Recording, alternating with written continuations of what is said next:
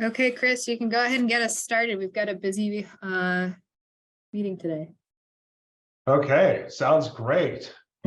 But hey, welcome everyone, and thank you for your continued participation and work towards wildfire resiliency in Solano County.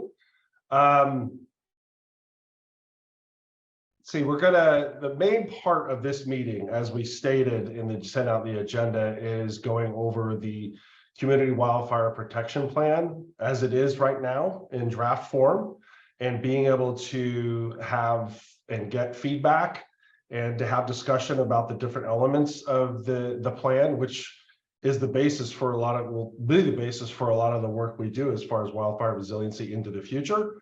So this is an important meeting to go to be at. So I appreciate our participation. Let's go on to, so basically some of the housekeeping that we're going to be doing to keep in mind is the standard Zoom behavior. Remember to stay muted during when you're not speaking, and also if you do have a question or need assistance, you can actually go into chat and Sierra will be there to help you hopefully answer your question. And this whole presentation will be recorded and available for anyone that wants to view it at a later date. Yep. Okay. And I did forget to mention that the focus is going to be on CWPP, but also we're going to do a recap and then actually have some minor updates on wildfire resiliency work in the county at the very end from specific folks.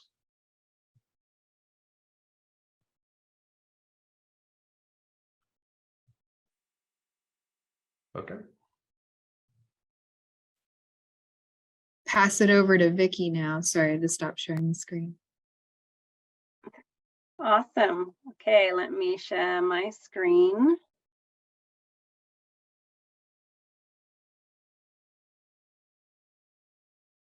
Okay, Elizabeth, are you seeing my presentation screen? All righty.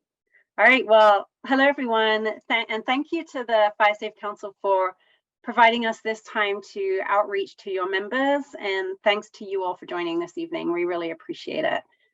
We've been working on the CWPP since late August of 2022 and have been compiling information from various different sources since that time to contribute to the development of this county-wide CWPP. So the CWPP is a community planning document, and we're using this and other opportunities to meet with community members and stakeholders to contribute to this planning effort. Today, our team will give an overview of the planning effort and provide a debrief on some of our preliminary findings. We'll be focusing the majority of our time tonight, however, on the review of project recommendations. So we're really interested in receiving your feedback on those recommendations that have been developed in conjunction with the county and with our core team. We will then discuss our next steps and future opportunities for you all to provide feedback. So just to get everyone up to speed, what is a CWPP? Well, it's primarily a plan to address wildfire hazard and risk in the wildland-urban interface, or WUI. So it's developed collaboratively by a group of fire responders and land managers, agency representatives, and local representatives that we call a core team. That group helped to evaluate a community's wildfire risk and susceptibility. That process involves assessing potential fire behavior using wildfire behavior modeling, burn probability, as well as evaluating conditions on the ground, including things like ingress and egress concerns, building type and composition, fire response resources, and vegetation and fuels. Once that fire environment information has been compiled, we then identify what values at risk would be impacted by the hazards that have been determined on the landscape. The CWPP then identifies recommended actions to reduce the risk to those values. Mitigation recommendations could include hazardous fuels treatments like fuel breaks or broader vegetation management, or they might be focused on community resilience and preparedness, so actions like public outreach and education measures, or ways to reduce individual structural ignitability. Finally, they also include ways to enhance wildfire response. So actions that can help to bolster your local fire responders, for example, funding for training or enhancing water resources for suppression, or developing maybe something like evacuation planning. The CWPP document is pretty hefty in terms of content and size. We outline the community profile, so all those factors that make up the fire environment. We then outline the methods and results of our wildfire risk assessment. We outline the wildfire protection goals of the core team and stakeholders. And then we develop the action plan, which is really the meat of the plan. And it includes the recommendation matrices that we'll be discussing today. The matrices include information on how a project will be implemented. So it includes the all-important source of funding for that implementation as well. Finally, we want the plan to be a live document. So we outline evaluation and monitoring strategies that can be applied to keep the plan active and relevant. So for our progress to date, we have held 2 core team meetings and several meetings with the county and the Fire Safe Councils.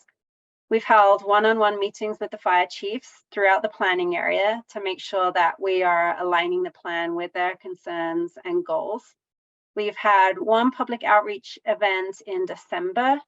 We are soliciting feedback through this and future Fire Safe Council meetings, and we're utilizing social media. And we'll also be attending the Fire Expo on April 15th to provide another one-on-one opportunity for you all to provide feedback. And then once the draft has been put together, we'll be then putting it out for public review.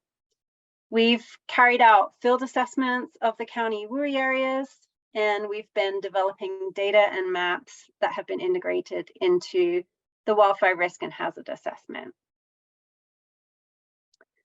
So now I'm going to pass over to Montiel, and he's going to talk a little bit about the field assessments that we completed back late last year. Montiel? Of course. So the way we assess risk is we do this 2 ways. One of them is a desktop risk assessment, and the other one is a field assessment, as Vicky mentioned. And we go out with these forms with all these items that you see here. So our strategy back in December was we would go out with Don Ryan, which is the ex-Solano OES manager. And then we would go to the fire chiefs we met with all the fire chiefs, both the fire protection districts and all the fire departments. That would be the first thing we would do. We would head out, go meet with the fire chiefs, discuss with them what areas are concerning, what are the challenges they face in their jurisdiction, potential solutions, any other issues that they might have, like defensible space, code enforcement. And once we would have those areas of concern according to them, we would then head out with Don and survey each of these areas with these forms. And we would assess, all these things here, the ingress and egress, how many roads are going in and out into a community. Are the roads wide enough for an emergency vehicle? The conditions of the road, are they surfaced? Are they have a steep grade? Are they level? Is there a chance for a turnaround for a large vehicle like a fire truck? We also see street signs, if they're present, if they're absent, or if they're present and non-reflective. All those things would get accounted for here in our field assessments. We'd also check out the vegetation. Is it a burnable area? Is it a non-burnable? Is it asphalt? Is it grass? Is it timber? We'd also assess the defensible space, how much space around a structure there is between the structure and any fuels within the area, like maybe. So we have these scores here that we score differently according to how close or how far there is clearance with respect to vegetation and structure. We will also assess slope. How steep is it around a property or a structure? Next slide, please. And then this is the other part of our field assessment, which includes us checking for structural materials. Is the roofing ignitable? Is it not? Does it have combustible materials? Is the siding combustible? Is it fire resistive? Deck and fencing, is it all wooden? Is it metal? Is it stone?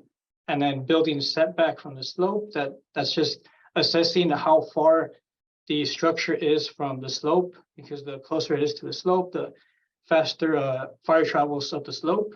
Also water resources, if there's hydrants, if there's water tanks, and information that you wouldn't know just by looking at them, like water pressure, we would get that information from fire chiefs.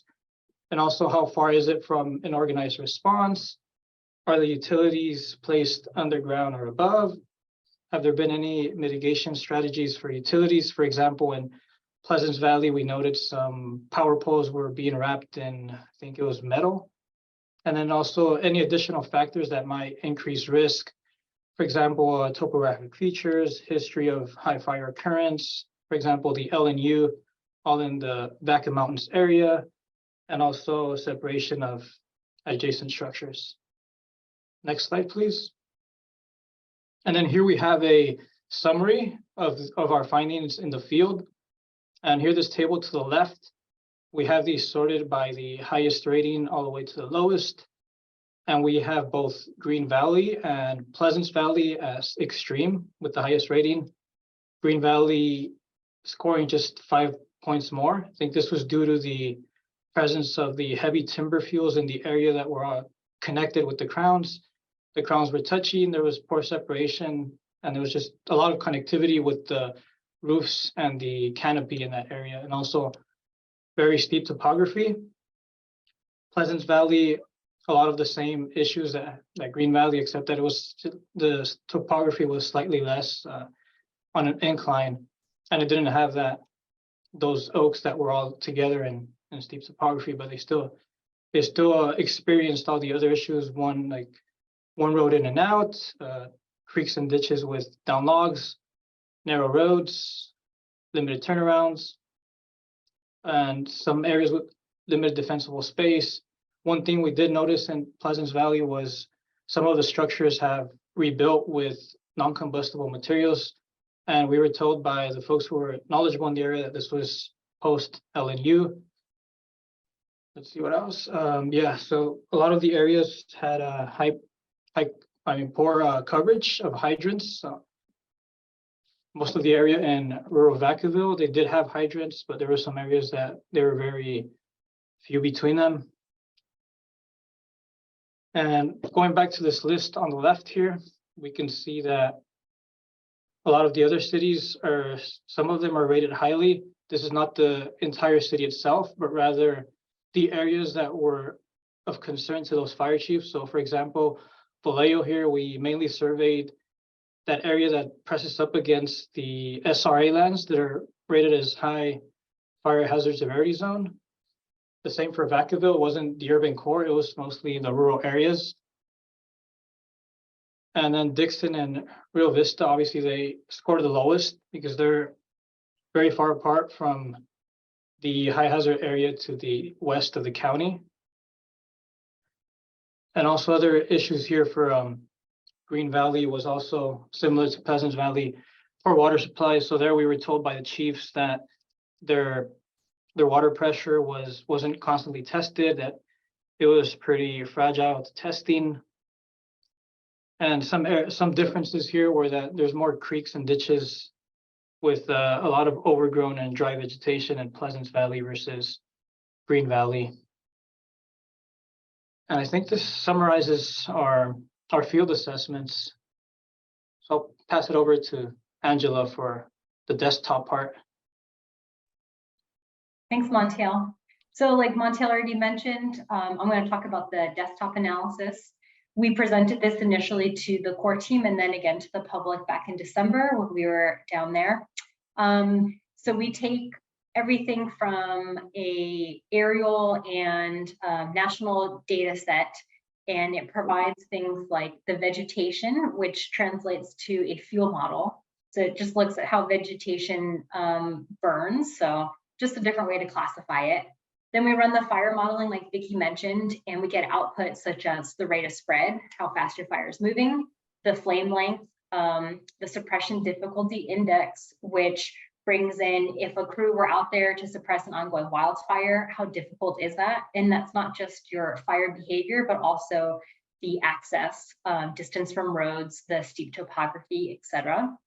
Crown fire activity is limited to places strictly with trees and shrubs that are considered to have a canopy, but that is what we deem more difficult fire to suppress and more extreme fire behavior. The Ember exposure zone looks at the likelihood of type of fire spotting and starting a new fire in the area. And the burn probability, again, ties back into the vegetation and the fuels with the likelihood that if you had an ignition source, a fire would actually start there. So like Montiel mentioned, when you're looking at the core of the urban developed areas, those would have a 0% burn probability because it's non-burnable substrate. So we bring the fire behavior and the fuel stuff in with the fire history. What does the landscape historically look like? And those are both human-caused wildfires and also natural-caused wildfires from lightning.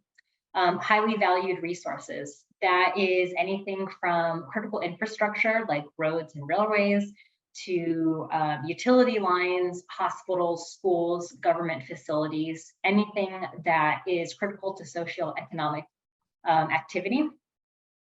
And then we put that all together and that forms the composite risk assessment. And so you put that with the field survey and you really can identify the areas that have the greatest risk of wildfire and extreme fire behavior. Oh, thanks for the next slide. Perfect. So you can see the areas that come from the desktop risk analysis really align with the field surveys and what we saw when Montiel and I were driving around with Dawn and talking with all the fire chiefs. The areas of greatest concern are typically in the parts of the county that have very high fuel loadings, a lot of dead and down timber, steeper ridge tops and slopes, and not as good access from more developed areas.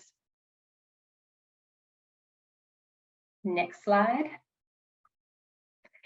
So from all of that, we came up with project recommendations, and this is where we'll get into more detail and discussion in the breakout rooms shortly. The three categories are fire adapted communities, creating resilient landscapes, and safe and effective wildfire response. And like Vicki mentioned, that all ties into the outline and the impetus behind a CWPP. So these are three main categories of what you can do at different levels to improve your response and preparedness for wildfire. So some of the major ones, and this is not an all-inclusive list, but just touching on major ones here in fire adapted communities, looking at a county-wide standard for hazardous fuels reduction, and that will tie into your defensible space ordinance, which CAL FIRE enforces on their land. And then also increasing public education and community engagement for these types of programs and actions. Under creating resilient landscapes, looking at assessing existing vegetation management plans to identify gaps. When we spoke with fire chiefs, we noticed that there are some fire protection districts that have these types of plans in place, and there are some that don't, or that they are outdated and they want to update and have current plans. And things like collaborating with neighbors, and that could be anywhere from specific activities to creating a prescribed burn association. And the last category, safe and effective wildfire response. A big thing that came from Dawn and the fire chiefs and Robyn, establishing a consolidated fire dispatch center that would help increase effectiveness and efficiency of fire response. And looking at how you can increase water supplies during suppression operations in some of the more rural areas or places that don't have a good system in place. Great. Back to Vicki. Thank you, Angela. So now we're gonna get into our breakout group discussions, and you were all provided the recommendation matrices ahead of this meeting. Hopefully you had a chance to review those. If you haven't, don't worry, you will also have an opportunity to review them following this call, and you can provide your written comments on those. The matrices really outline projects on a county-wide scale. So you're not going to see specific actions for a specific community because county-wide plans don't get down to that level. So what we're trying to do is provide projects that are broad enough to be applicable across multiple areas and therefore be used as an umbrella to smaller scale initiatives. This is really important because then the CWPP can be used by entities to seek funding, but we haven't made the project so specific that it'd be difficult to apply your community's project to it. So for example, we propose a project to install strategic fuel breaks based on the findings of the risk assessment. We don't specify where those exact fuel breaks might be implemented because then we might exclude projects down the road that are not listed. So just to reiterate, this is an overarching countywide plan. It's not a community scale plan. So now we're going to go into breakout groups, and we have assigned a facilitator who will lead you through the following questions. We want you to consider each project recommendation. And again, if you haven't had a chance to look at the matrices yet, this might be something you'll need to do offline and reach out later if you really want to drill into them. We're looking for suggestions on how to make those projects more effective. Identify any enhancements to the projects. Can you see any barriers to the projects? You might know of community opposition to a project, or you might be able to provide confirmation that yes, this project has a lot of support from members of the public, from my neighbors and from you. And maybe we've missed a project that you'd really like to see considered by our core team for inclusion. So we'd like to hear about that too. Once we receive your feedback today, and I believe Elizabeth is going to share or has shared links on how to provide that feedback through a survey 123 form, we will then be integrating that feedback into these recommendations, and then they will go back to our core team for their review and consideration. Elizabeth, do you want to kind of cover the logistics of the breakout groups and how that works? Yes, I will do that right now. Can everybody see my screen? Can you see CWPP discussion breakout rooms? Yeah. Great. Yes. So how this is going to work is that you guys are going to be broken out into rooms. I've already split you up. There's 3 rooms. You're in room 1, 2, or 3. And we're going to have 3 facilitators. So 3 sets of facilitators. So there's going to be Tracy Katelman will be doing Solano Fire Adapted Communities. Karin Young and Robyn with OES will be leading the Solano fire response. And then Rochelle Sherlock over with Green Valley Fire Safe Council will be doing Solano resilient landscapes. And how that'll work is so you guys will be in your groups. You won't be able to move, and we will move the facilitators between groups, and you will have 15 minutes on each topic. And then somebody from SWCA will be taking notes. Y'all should have access to those notes. And the folks from SWCA should also start recording when I break you guys out into your groups. So please remember to hit record right when you get split up into your groups. And you have 15 minutes on each topic. Hope anyone have any questions? Go ahead and drop them in the chat real quick. I'm going to drop, Sierra dropped the last link. So if you guys should have links to all of the CWPP documents, and we're going to split you up.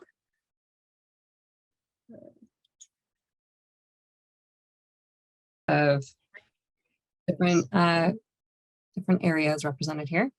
I'm Karin Young. I'm with Solano Resource Conservation District, and if I at some point seem like I have totally missed something that's going on, bear with me. I am just coming back from a few months of leave here. But we are going to be reviewing the fire response portion of the recommendation matrices. So if you haven't had a chance to look at those yet, I will try to pull it up, but the host has disabled screen sharing.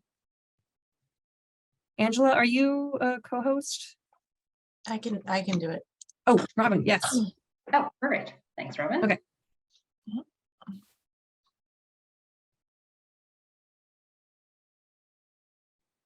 And Angela, are you recording? Yep. Okay, great. Yep, we're recording. Can you guys see that? Yes.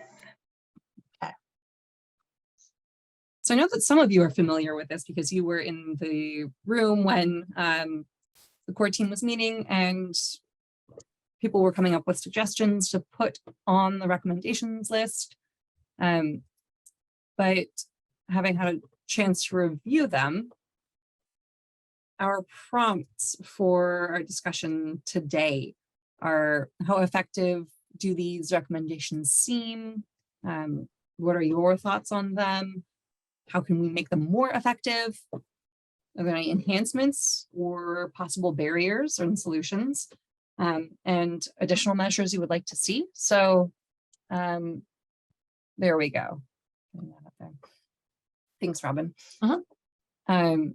So our first one, project ID fire response number 1, is establish a consolidated fire dispatch center. So I'm just thinking that we could just go through these one at a time. Are there thoughts on that recommendation to establish a consolidated fire dispatch center?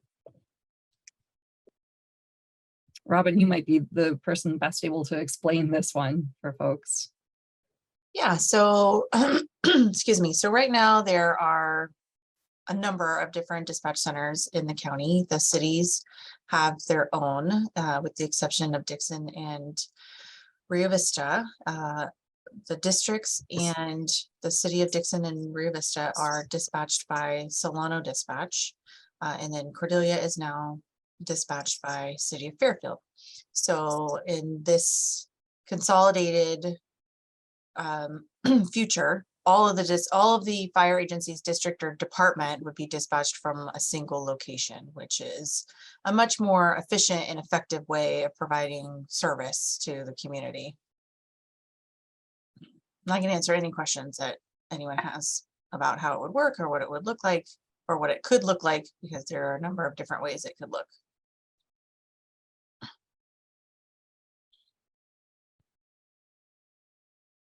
Is anybody opposed to this concept?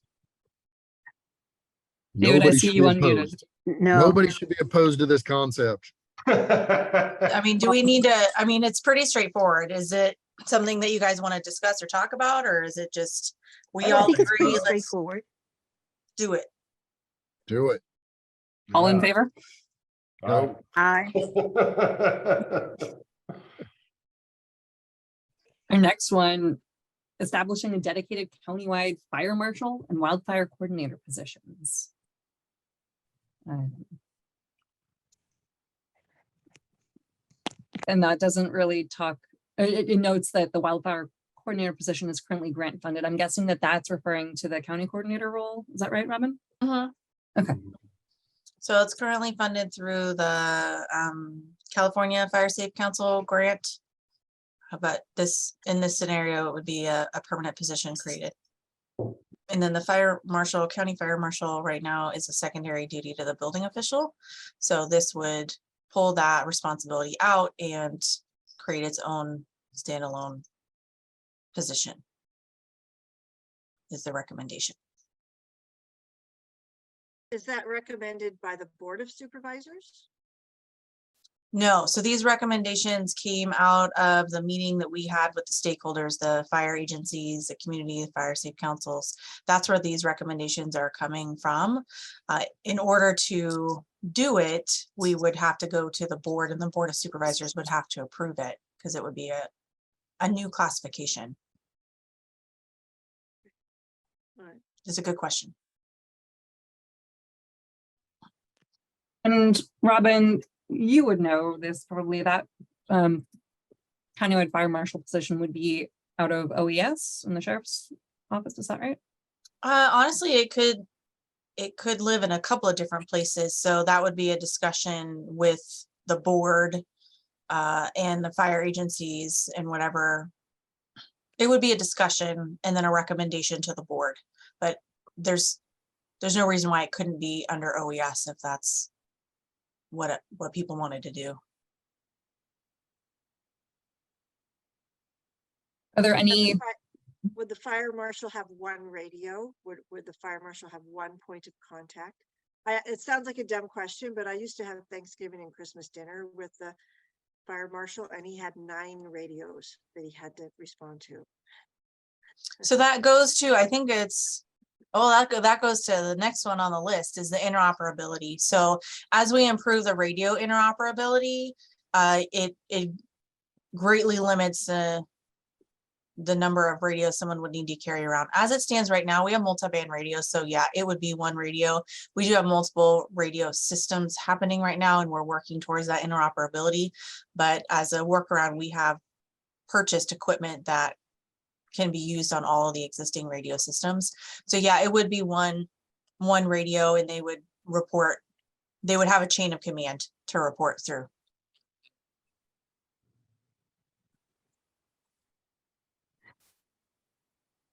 Does anyone have any concerns with these positions or? It's a great idea. Let's do it.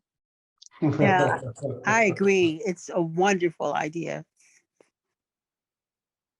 Okay, great. So next It'd be, yeah, from Solano RCD, it'd be nice knowing that, and you guys would probably love it, knowing that it's not cyclical or the funding for that position, knowing that you can have someone as for the coordinator position in there for a long time.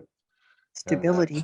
Yeah. Sure, yeah, anytime you have permanent positions, that's always preferable to something that Yeah. has, you know, grant funded limitations to it for sure. I guess I could just add kind of quickly, the first 2 bullet items we have there, in my opinion, professional opinion, as a firefighter, as a fire chief, probably the 2 most important things we have on any of the bullet items. I mean, these things would help a lot. Mhm. Definitely. So, and then it's just important under the methodology and approach that when we start saying things like this person is creating and enforcing ordinances, that obviously any kind of ordinance has to be approved by the county board of supervisors. But again, they would have a chain of command, and we all ultimately report to our boards. So, all right. So the next one there is that interoperable communication system, which is something we're working towards now. I think including it here just keeps it open as a topic of discussion and makes sure that any kind of grant opportunities to further that interoperability remain available to us. I would say this is an incredibly important thing to continue to keep on the list and working towards.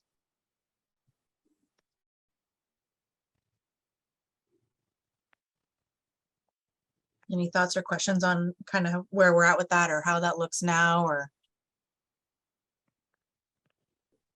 Seems like streamlining and having clarity amongst communication is always a good thing.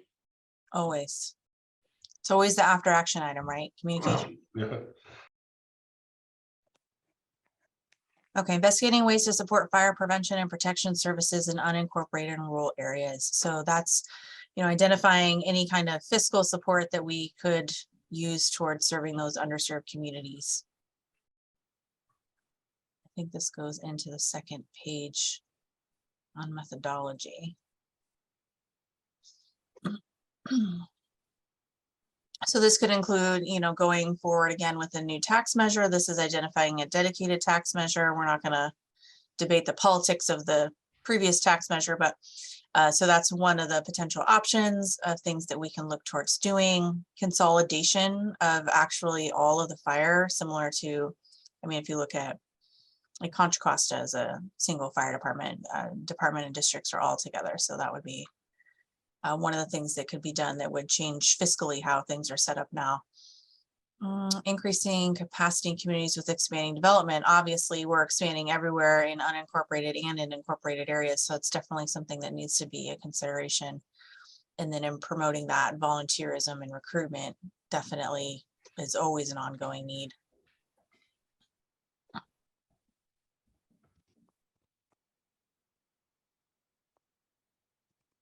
We did such a fabulous job with the matrix here. No questions.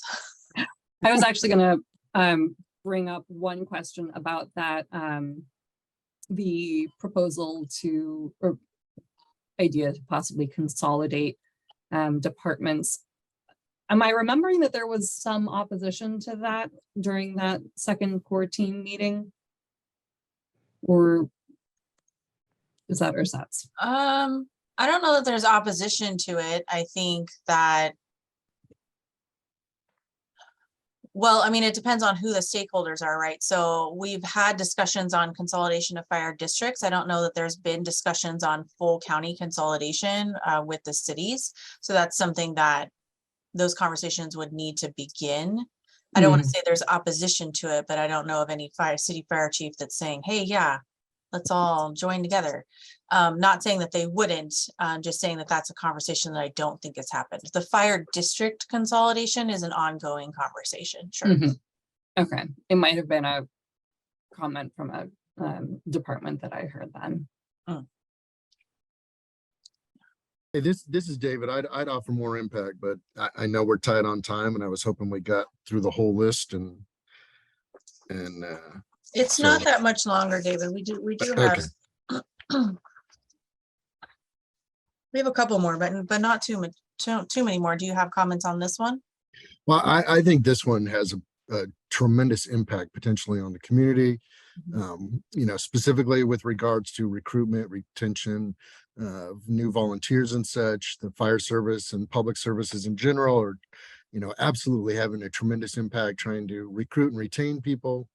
And, you know, one of the items listed there is to solicit and recruit high school age kids through the Fire Explorer programs and that type of effort. And City of Fairfield has their Public Safety Academy for law enforcement. I think those are the things we have to do if we're going to have an impact on the future and what's coming, because resources are becoming very depleted and it's difficult to hire people right now, no matter what you do. Those are great points. Yes, recruitment, retention itself, but recruitment, man, it's nobody can hire anybody. It's tough.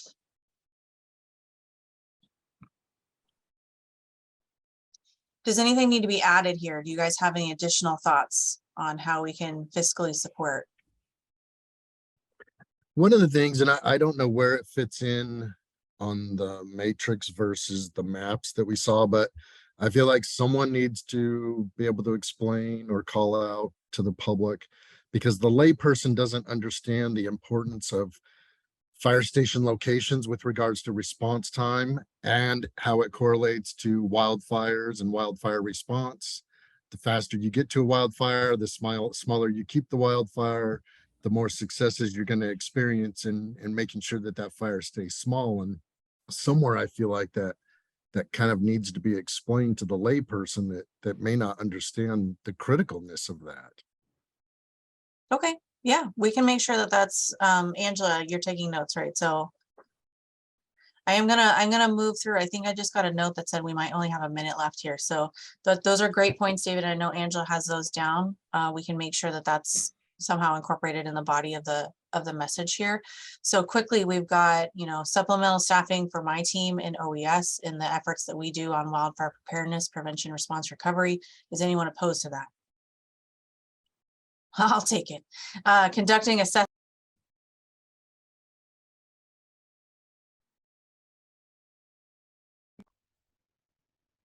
Oh, I guess we got bumped out before we finished. Hey, David, just to follow up on your comment, you would like to see a better definition in the actual document? Well, I think there needs to be an explanation to the layperson. The layperson does not understand the importance of emergency response times in keeping wildfires small. And I think that has to be explained.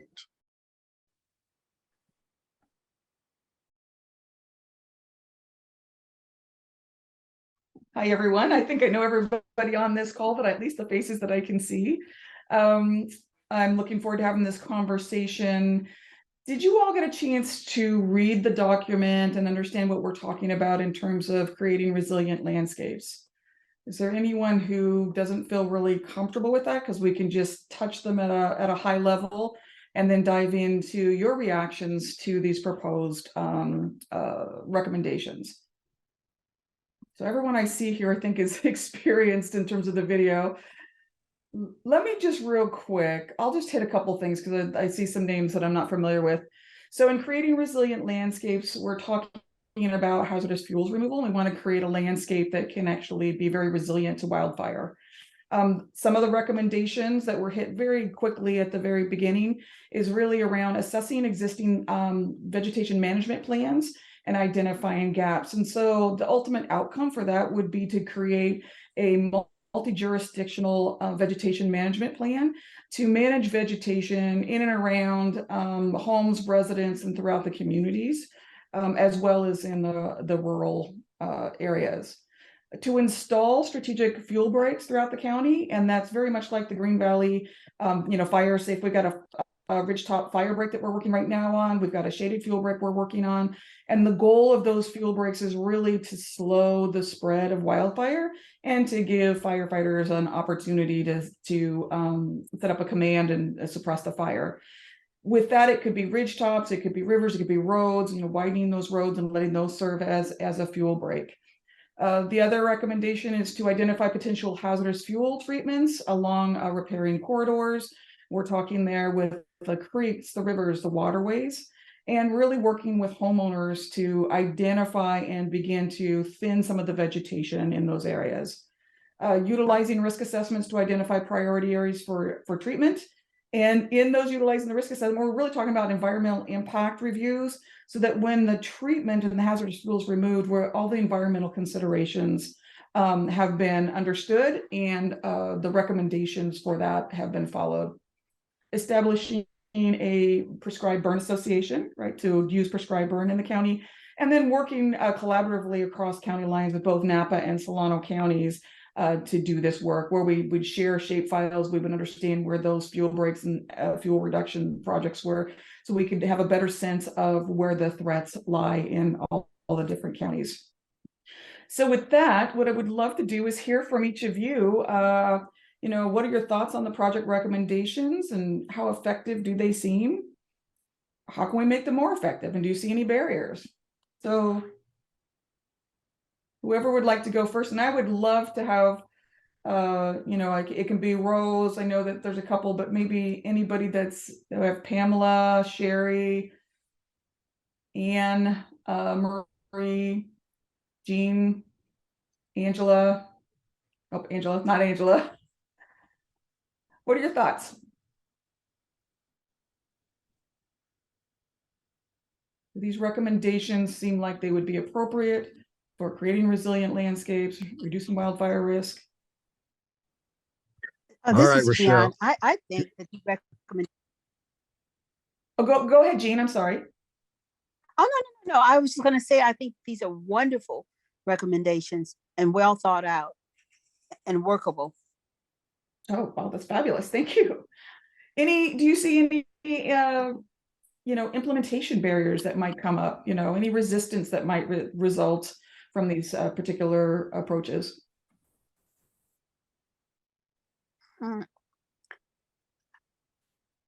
There's always going to be resistance.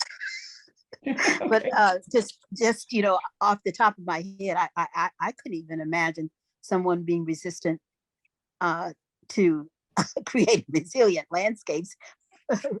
I just, particularly these points that you've outlined. No, I can't see it. Okay, thank you. How about some of the others? That we also have Trent, others that are on the call. And the only reason I'm skipping those that are on video is because we're all actively involved in this, and we would love to hear from those of you who aren't having conversations about this every single day.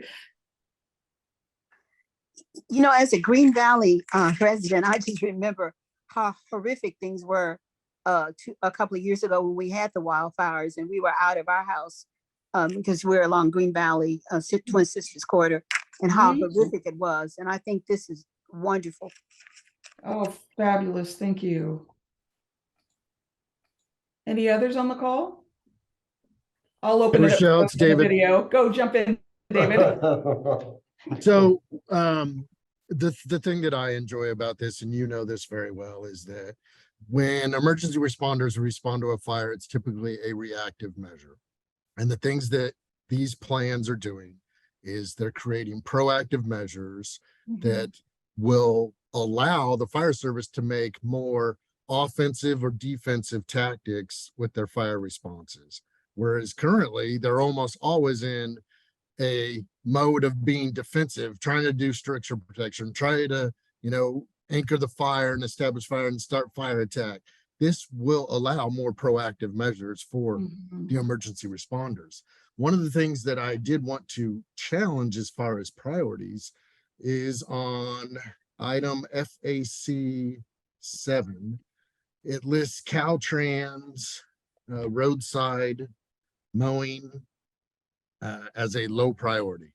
And to me, anything that has to do with reducing risk should be prioritized properly. So roadside fires account for roughly, I would argue the statistic slightly, 90% of our fire starts in the community. So if we're going to have the greatest effect on risk, although the potential for larger fires could be worse in a timber area, if we reduce the number of roadside fires or keep them to roadside fires and don't allow them to leave the side of the roadway, the fires are going to stay smaller naturally. So we're going to drive down our risk dramatically if we attack that 90% earlier than classifying it as a low priority item. Yeah, I'd like to just add on a little bit to that, Dave, and I completely agree. And I wouldn't say just Caltrans on the highways, but public works, widening out public roads in general. Widen them out as much as you can, and not just mowing, but make it non-combustible. In other words, disc, flail, whatever it takes. But vehicle fires in the district where I've operated in the last 3 years always turn into wildland fires. Because it'll start as a vehicle fire, and before we can get there 15 minutes later, on some of the areas where we've had to respond to, that fire is now 3 acres and growing. So that may not sound like a big deal, but that ties up resources. In Solano County, we are understaffed in general anyway. There aren't enough firefighters to meet Solano County's fire problem in the fire season. So if we have these roadside fires that turn into 3 acres, that would tie up 3, 4, 10 units at a time on a fire that size. Meanwhile, you put a couple of those together and right away we're stripped before the major fire comes in. And this happens summer after summer, wildland season, one after another. It happens every single time. So that's an excellent and easy way to help mitigate the problem, or reduce that problem, I should say, so that we can focus more on being ready for the bigger fire. Yeah. And then also I'd like to add just a little bit to that. What we're doing in Green Valley is, as Rochelle had already mentioned, we have a ridgetop fire break and then a shaded field break to protect the structures. I would recommend to Solano County Fire Safe Council to look at assessment that would break down communities in just that way. So Pleasant Valley or the Vacaville district, as an example, has a lot of areas that could be broken down to ridgetop versus structural protection around. And I think putting those two things together is every bit as much as you could do. And reducing the fuel load completely is just impossible, but to bring that risk down to something that might be more manageable, that's where I think we ought to set our sights to. Thank you, Dave. Pamela, I saw you hop on there, so I wanted to get you in. Yeah, I was really pleased to read about the possibility of enforcing some rules about property owners having to maintain more defensible space around, like along their roadsides. And we've been working for some years in Mixed Canyon to get funding to get rid of a rundo, because we are actually the source of a lot of it, going down to Bucktown and clear out into the levees where they spend money to keep it out every year. But if they would come and get it in our area, we would stop sending a rando downstream, but it's highly flammable at all seasons of the year. And the road department and regular vehicular traffic brings star thistle, which has really gotten a hold up there the last couple of years since the fire, which we'd never had before. And so that also is a problem. So if we could, on our roadsides, mandate that property owners maintain their area up to the public road, I think would be very helpful. They might need some help doing it. I'm always tempted to just, I've asked Howard Wood, can we just burn some of this stuff now and then keep it out of here? But there's no funding for that kind of thing. Yeah. But I do think that that's important. And then when it comes to fuel breaks and sensitive areas, it would probably be good in each area to have somebody who knows the native plants we're trying to restore and the ones that are invasive we're trying to get rid of. Just tune in a little bit with whoever's going to be doing the work if we can ever get any of this done. And at this point, I know next Monday or the 28th, Chris, you and a bunch of other folks are coming up to our place. And you've seen the regrowth. What we used to have as an open woodland is now carpeted with invasive morning glory. And it's just, every tree has 150 heavy shoots that are now 6 feet tall. So knowing how to have some sort of regional plan for the regrowth is important, because whatever we can do on our 20 acres is a drop in the bucket. But it's a very labor intensive thing unless we were to control burn it and then figure out how to maintain it in a more open way. So I'm not sure what the solution is about that, but it's a huge issue in the canyons.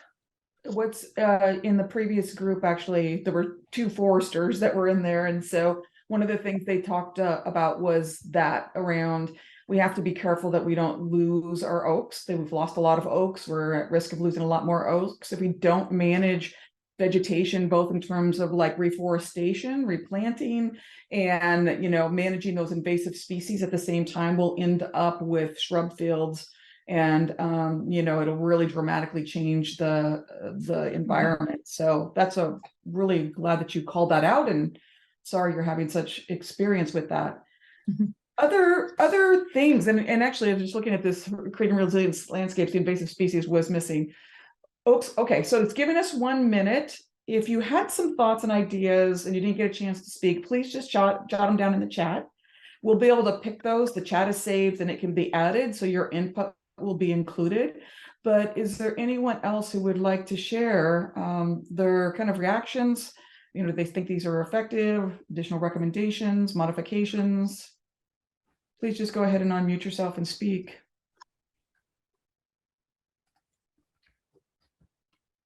Let's go. Let's go. No, yeah, really. Let's get it done. A lot of good people here on these calls. Like, we have a lot of good people that we can work together. We can start doing some good. Absolutely. I'd just like to add, maybe government leaders need to consider mandating abatement issues. And some people kind of flirt around the idea, including the state, but nobody actually has any enforcement that they do. So I agree. I think that's something we're going to have to consider. It's not difficult either. Well, you'll get some pushback, but I think the number of people that would support it far outweigh those who wouldn't. I think the ones who wouldn't be in the minimum. But if you do it properly, it can be done very easily. Yeah. And I just really appreciate all of you that have been so active making this get off the ground. Thank you so much. So I'm here. Hi, I'm your new facilitator, and I'm here to talk with y'all about fire adapted communities.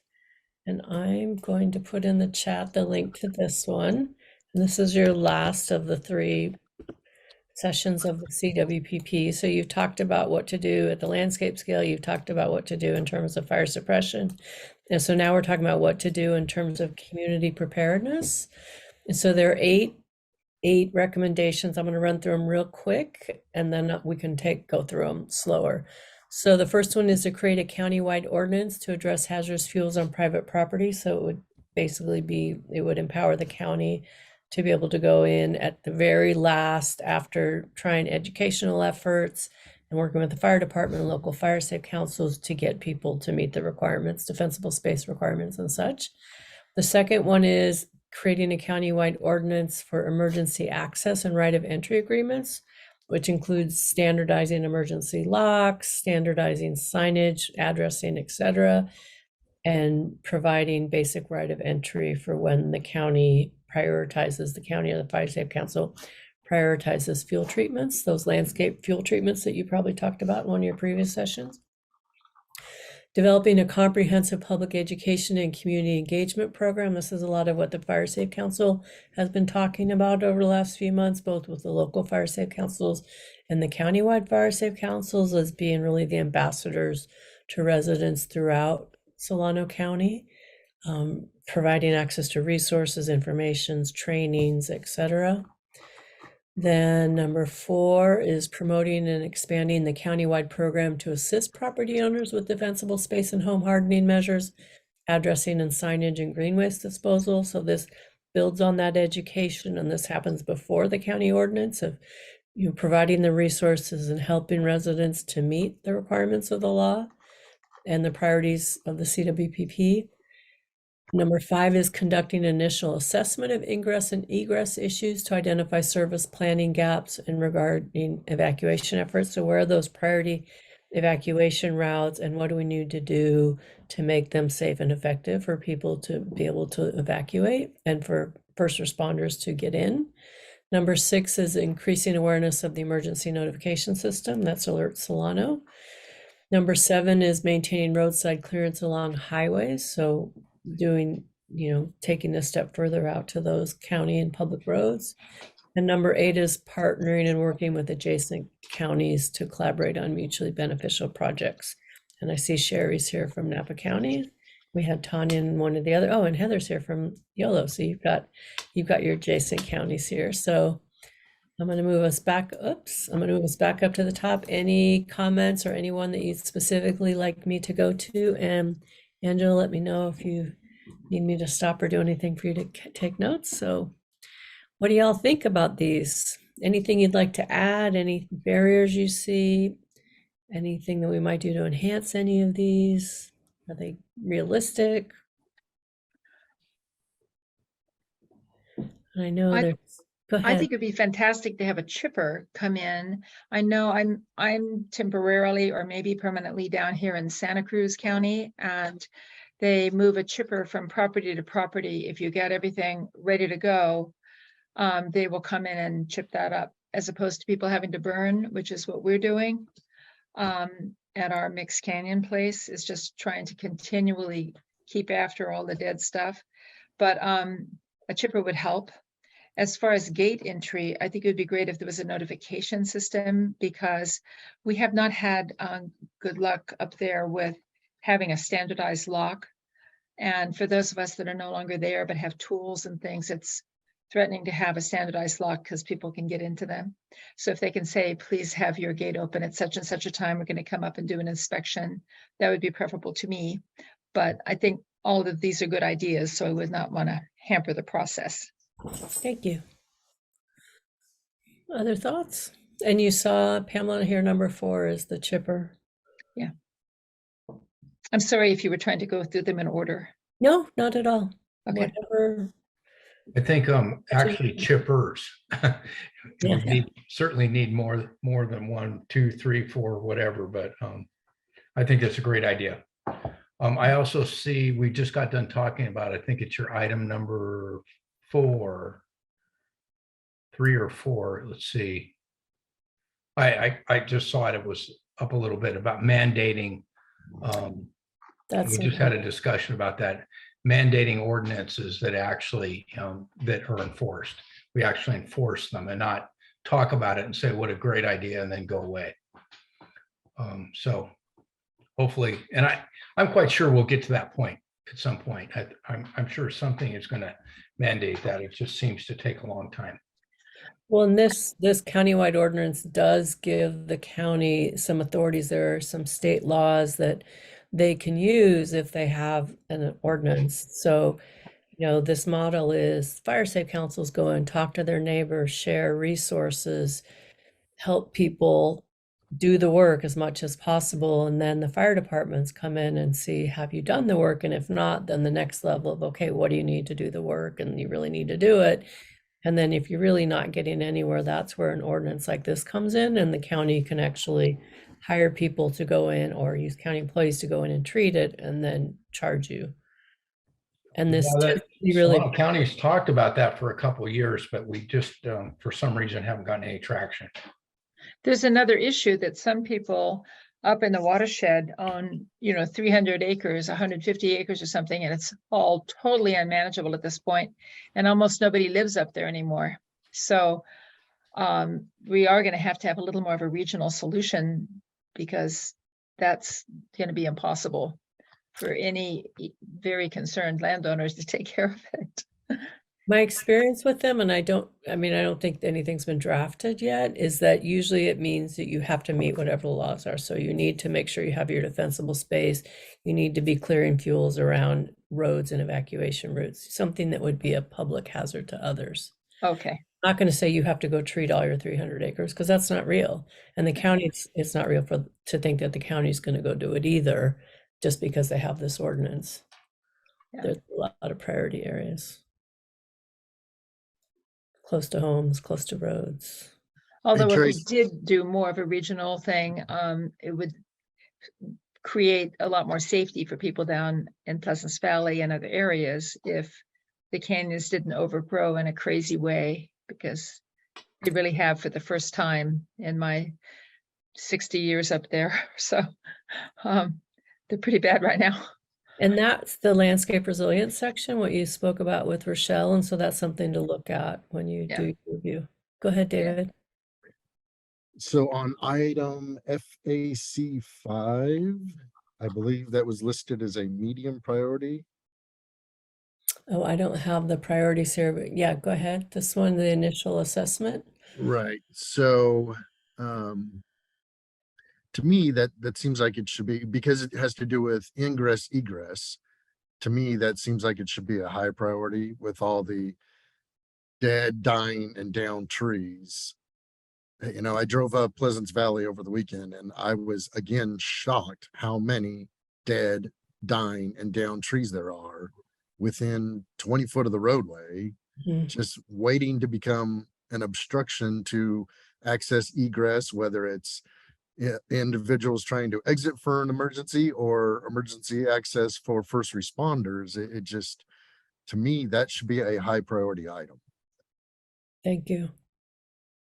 And then previously I had talked about FAC number 7, and that one's actually listed as a low. And we had a discussion in one of our previous groups, and we talked about that one extensively, that we felt like that should be a higher priority item, because 90% of our fires are roadside starts. And if we're going to have the greatest impact on reducing the potential, you would attack the thing that creates the most roadside fire, or, the most fires is roadside start. So you attack that 90% first. I have another thing about that, is that I noticed that PG&E was in a hurry, rightfully, to get power back up in the canyons. And it becomes more hazardous now, because whereas all of us, or many of us, will carry a chainsaw in our car, if there's something going on, we can always jump out and cut a tree, but we can't do that with a power pole. Now the power poles cross over the road in various places. They used to not do that very much at all. But in places where that's happening, egress is almost impossible if there's a pole down. So if PG&E could try to avoid that crisscrossing constantly across the road, that's helpful. It's not terrible in Mixed Canyon, but down here in Santa Cruz, there's just whole areas you'd never want to live because you couldn't get out in a fire. That would be another one, like fact 9 would be avoiding power lines crossing roads. Yeah. Oh, did you have that on there? No, I'm saying that could be an additional. Oh, yeah. That'd be great if they could just wire it differently so that would not occur. That would be much safer for all of us to get out. Minimize it. Yeah, we can deal with trees. We can't deal with power poles down. So Rose, Trent, Anne Marie, Jean. I don't know, Dave, if you spoke, any thoughts? about prevention. Jean Listos is that this is in your wheelhouse. Yes. You know, one of the things that I was thinking about throughout all of this is in terms of education, you know, and I think that's kind of where we could marry, you know, and because a lot of it is education. Certainly, and Listos can help a lot with that, and the CERT teams. Thank you. But this is wonderful. Is there anything more that you noticed here in terms of education? Anything that's missing? I think it's pretty comprehensive, and I loved Dave and David's comments, and the other person, I can't remember her name, Pamela. but Pamela. Yes, I'm so sorry. It's like the short-term memory is the first to go. All good. Thank you. Thank Rose, you. Trent, Anne Marie, any thoughts on this? Chris, of course, you're welcome to chime in too. I was just gonna say that over all three of them, there's a common denominator, which is asking the county to be more involved or to take a leadership role on ordinances or multiple things. And I just know that they have been understaffed for the last couple of years as far as being able to do this. So I'm hoping that within the funds that they have, or that there is possibly some tax that's passed or something where they can have a presence, you know, a consistent presence, so they can actually carry out and plan ahead and be able to do these things. And that will make our RCD and other groups in the Fire Safe Councils be able to kind of pick our lanes and fill in those gaps and work as a team. But Correct. Yeah. And that ties into the last one about collaborating with neighboring counties. And that's something Sherry knows about in Napa. They've been talking about doing something similar. And so learning from other counties who are trying to do that. It's funny, you want to see people grimace on Zoom, just say tax, and you can see 3 or 4 people's faces like twist. Interesting. My only comment is that taxes in Solano County is very difficult to pass. So I wouldn't count on spending that money too quickly. Thank you. Any other ideas on how to raise that money? We've got 1 more minute.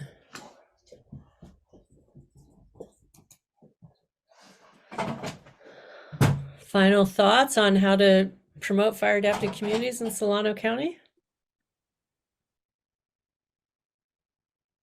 Well, thank you all. I'm hopeful, Angela, that you've gotten some good stuff that can. Thank you.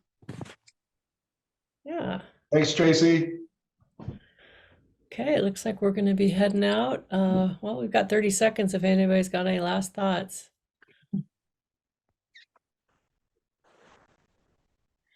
Yeah, and think about, how else could we fund this if it wasn't a local tax? Well, I see the list of recommendations that SWCA had come up. They didn't come up with. I think they've gotten help and support, probably a lot from now, so that as we're looking at this together, you'll actually be able to see what I'm referring to. So do you see that little image? Yeah, okay, great. So from here, I wanted to just cover and recap it. They went through pretty fast. Were you all able to review the document beforehand? Yep, some of you were, not everybody. Okay. So let me just hit this really quickly as a recap. So in creating resilient landscapes, a lot of it's about reducing hazardous fuels. And so the recommendations very broadly, as was mentioned, are to, assess existing vegetation management plans. So there's different vegetation management plans in the city and with the county. and to just really identify their strengths, weaknesses, where the gaps are, and to come up with a multi-jurisdictional vegetation management plan. And so the idea behind that would be that residents then would have, well, some of it would be that they would have ways in which they would encourage residents to reduce their vegetation, both within the city and on incorporated areas. The second one is installing strategic fuel breaks throughout the county. You know, Green Valley, we're working right now on developing a ridgetop break over to the kind of the northwest of Green Valley itself. And so that's removing hazardous fuel, and that should help slow down the spread of wildfire. The other recommendation is to identify potential hazardous fuel treatments along riparian corridors, you know, your creeks, your streams, waterways. And then that would also involve working with private landowners and residents to do those fuel treatments and, you know, targeted fuel reduction. Utilizing the risk assessment to identify priority areas for treatment. And part of this is also looking like, what is the environmental impact review that we would need to do in order to be able to do the fuel treatment and reduction. Establishing a prescribed burn association where they can do kind of planned controlled burns. And then collaborations across counties, because we know wildfire doesn't stop just because there's a border between different jurisdictions. So with that, the questions that I have for you all is, what are your thoughts on these broad project recommendations? And please just go ahead and unmute yourself or speak up and offer. Leanne. So my thoughts are, Solano County Board of Supervisors need to enact a serious fuels management along all the main roadways, which are basically the main evacuation routes. And it's something that I did give to Nancy Nelson, the county coordinator, and pass along to the Board of Supervisors and the county administrator. It's the same one that Placer County has. You know, it basically says 10 feet along the roadways, clear it. And then large trees that are still alive, which there's only a few out here in the north end of Pleasants Valley, they need to be limbed up completely.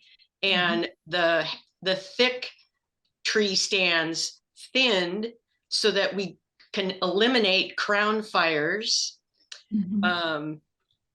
Also, yeah, prescribed burn is a great idea.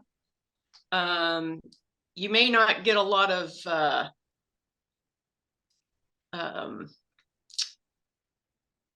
people that are interested in that one right now, because we've had so many fires out in the north end since 2015.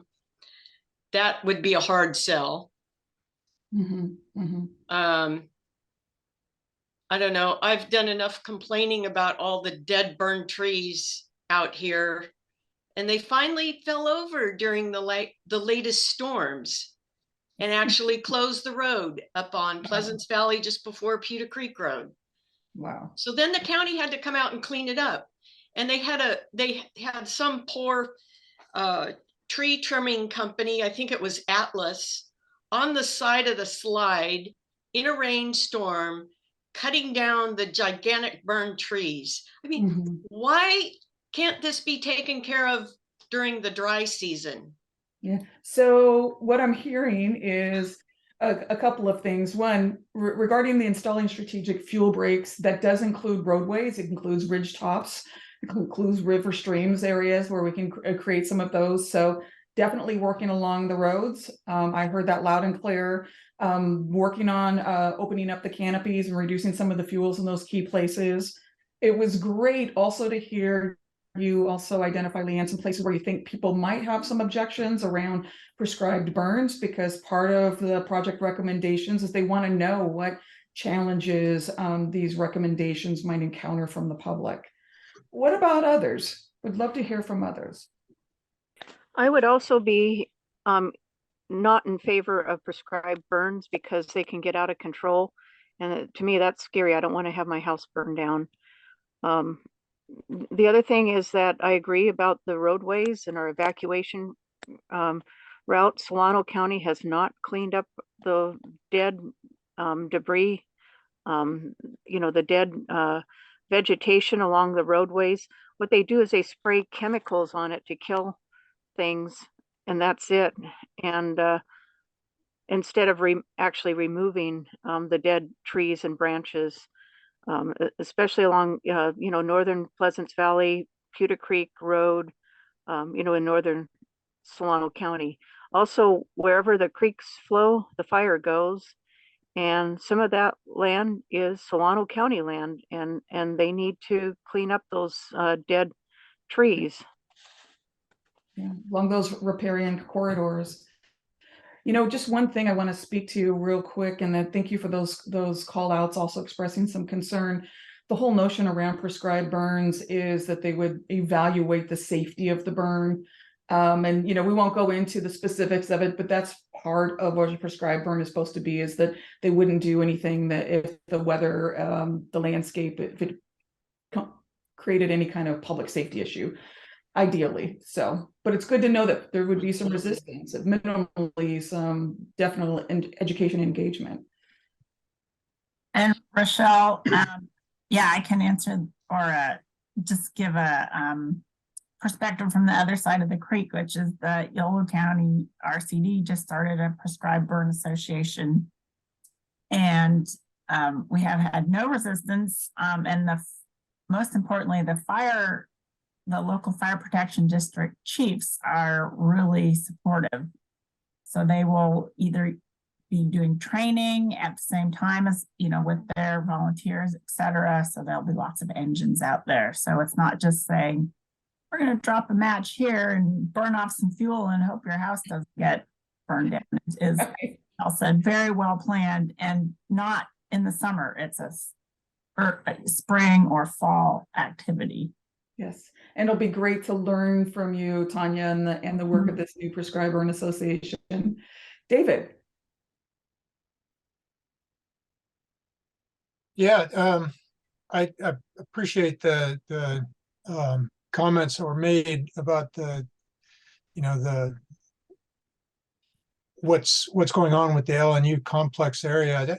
One thing that's concerning to me is that one thing I see that might be missing from this section is I'm hearing from a lot of folks that we're losing the oak component in that area of the LNU complex, and I think it's important, if we're looking at trying to create a resilient landscape, that would have to include oaks.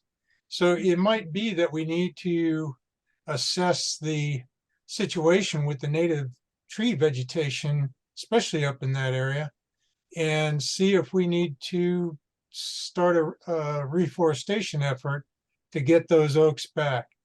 And it may not just be the oak, it might also be the natural shrub component. The concern I have is that if we were to get another fire in that area in the next year or two, we're probably converting that whole ridgeline to annual grass.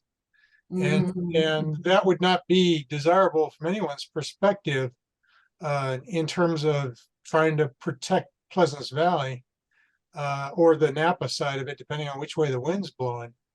And I would think the same thing could be said for any of the ridge lines where the native vegetation should be an oak woodland ecosystem, and we need to make sure that that's what's there.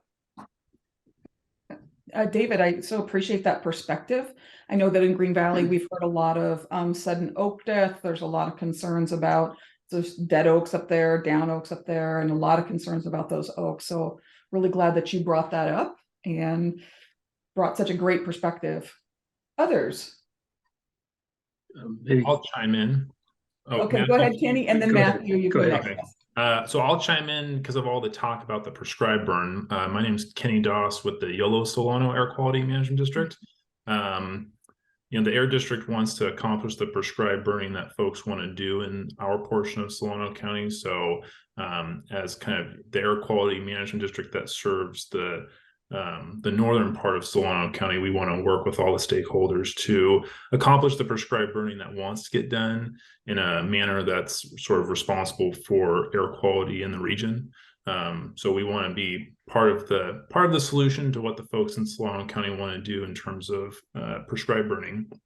There's a recommendation I'd have as far as this portion of the document. It would be to include the air districts in Solano County into any sort of prescribed burn planning or prescribed burn association, because the air district component of protecting the air quality during these prescribed burns is pretty important.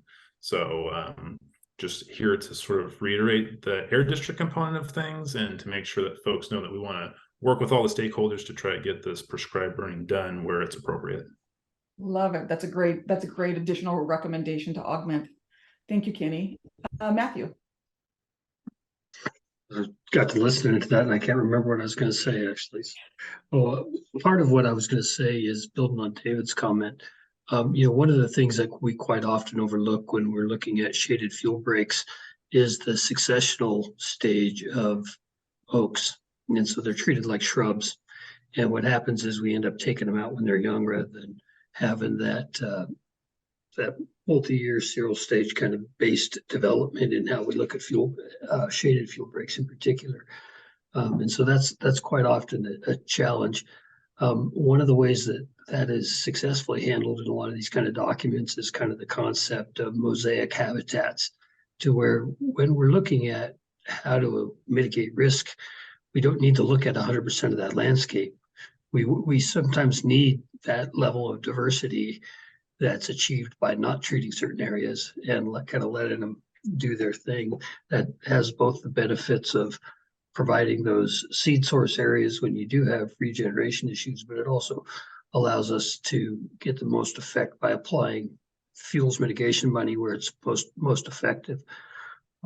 So, I kind of look, I'm a pro prescribed burn kind of guy, and I think it can be done successfully and safely. It does take a fair amount of planning, and it takes, a smoke management plan and an ignition plan, and burn boss that knows what they're looking at. In many of these areas that prescribed burn is not palatable, we may find that short duration, high intensity grazing can achieve a similar type of an outcome. And so that's where we want to make sure that this document describes enough tools in the bag that you can find the right tool for the particular area that you're trying to treat and be able to be conscientious of the local residents' concerns with that. That is fabulous. We just got a message that we only have a minute left. For those of you who haven't commented, if you would just type in the chat real quick, any recommendations that you might have, augmentations, or what you would see as implementation barriers, because we really want to capture your feedback on this topic. Apparently 15 minutes just isn't quite enough time to dive more deeply into it, but thank you all for the very rich suggestions and ideas and raising concerns too, because this is how we're going to learn, and we want to make sure those project recommendations are on target and really going to serve.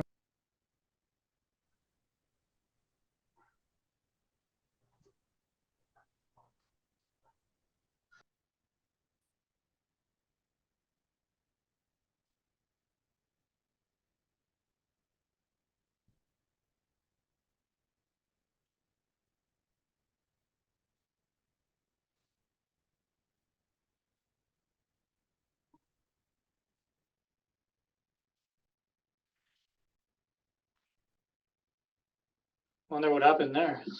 She get kicked out accidentally? Oh, I don't know. I think they automatically switch we get moderators around between groups. So hello, you all are group 2, and I'm Tracy Katelman. I'm here to talk to you about fire adapted communities, and let me see if I can put that in the chat. This is the link to, hopefully that's the right link, to the document that we're going to be talking about for the next 15 minutes. And Montiela, I believe you're taking notes.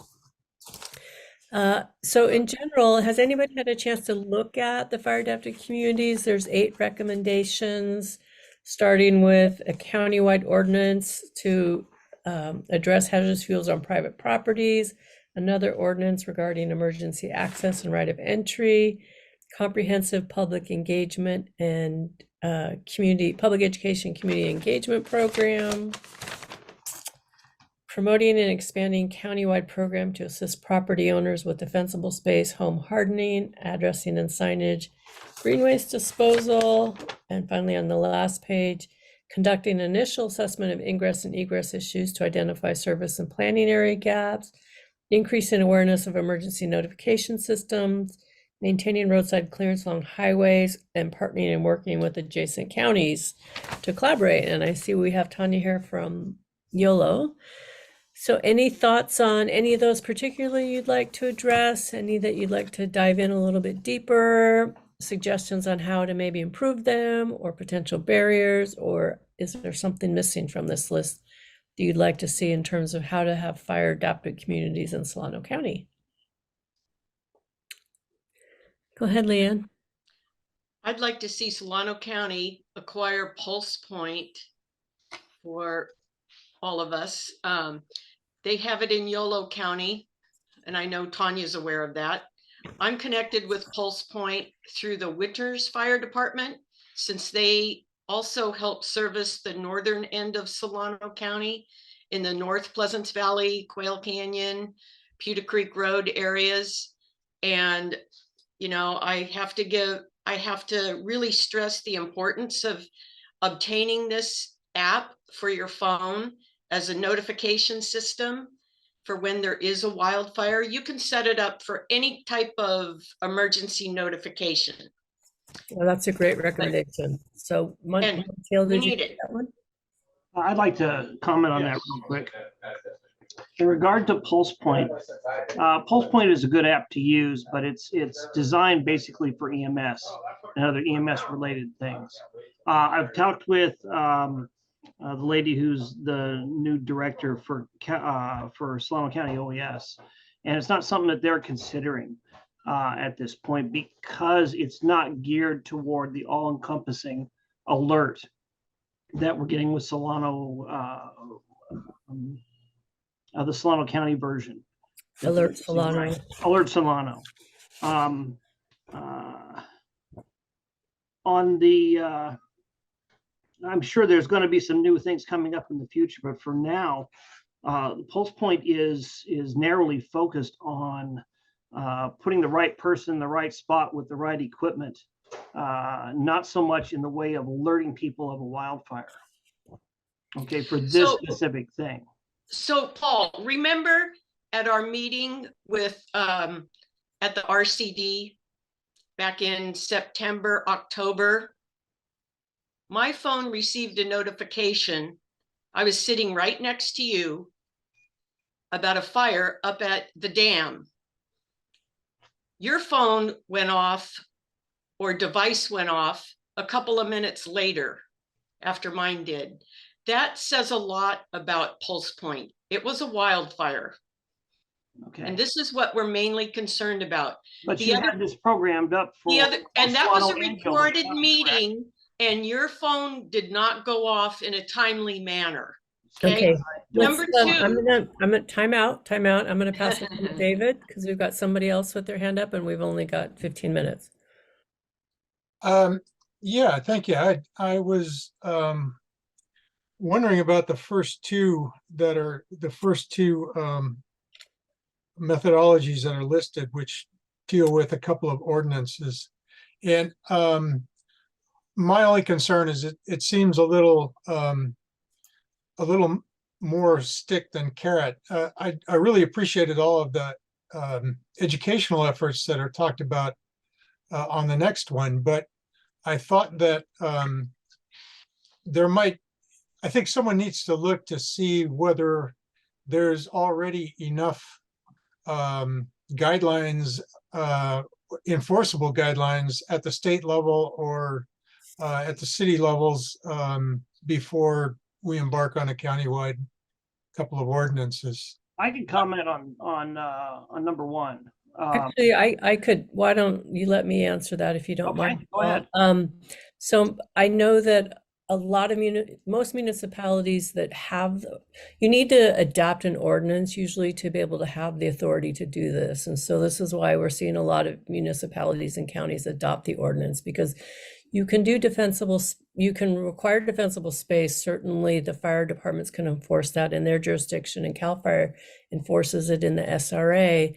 But what a countywide ordinance will do, it will also allow the county to go ahead and we talked about this in our last group, after doing all the first steps of reaching out to people through the fire safe councils, which is, I think we talked to, somebody mentioned the education one, item number 4, what are the assistance programs, providing resources and trainings for people to do it. And then the fire department coming out and looking at, okay, you still haven't done it. What can we do to help you? Then kind of the last step is the county through this ordinance would be able to actually go and do it themselves and attach it to your taxes. So it's one of those last ditch efforts that's generally only used when it's really needed, is my experience in other places.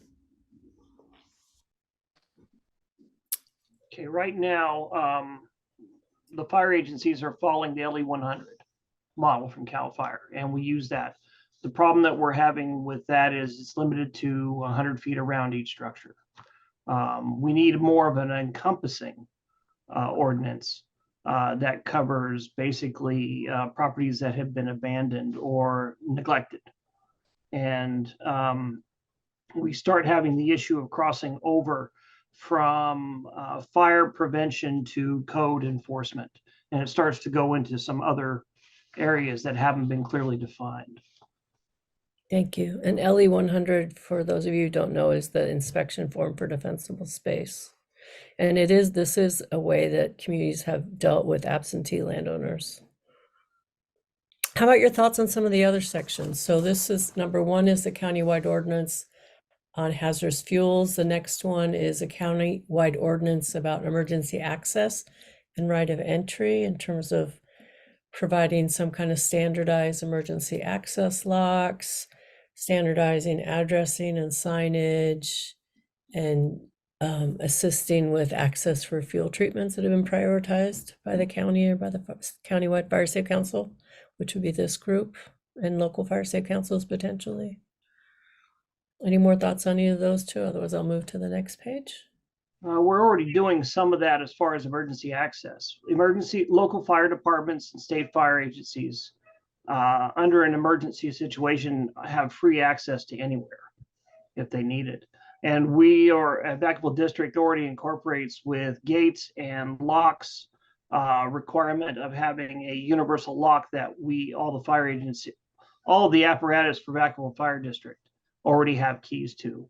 And as we go through and we do our inspections, we incorporate that in there. So Vacaville could be a model for the rest of the county. Yes. Great.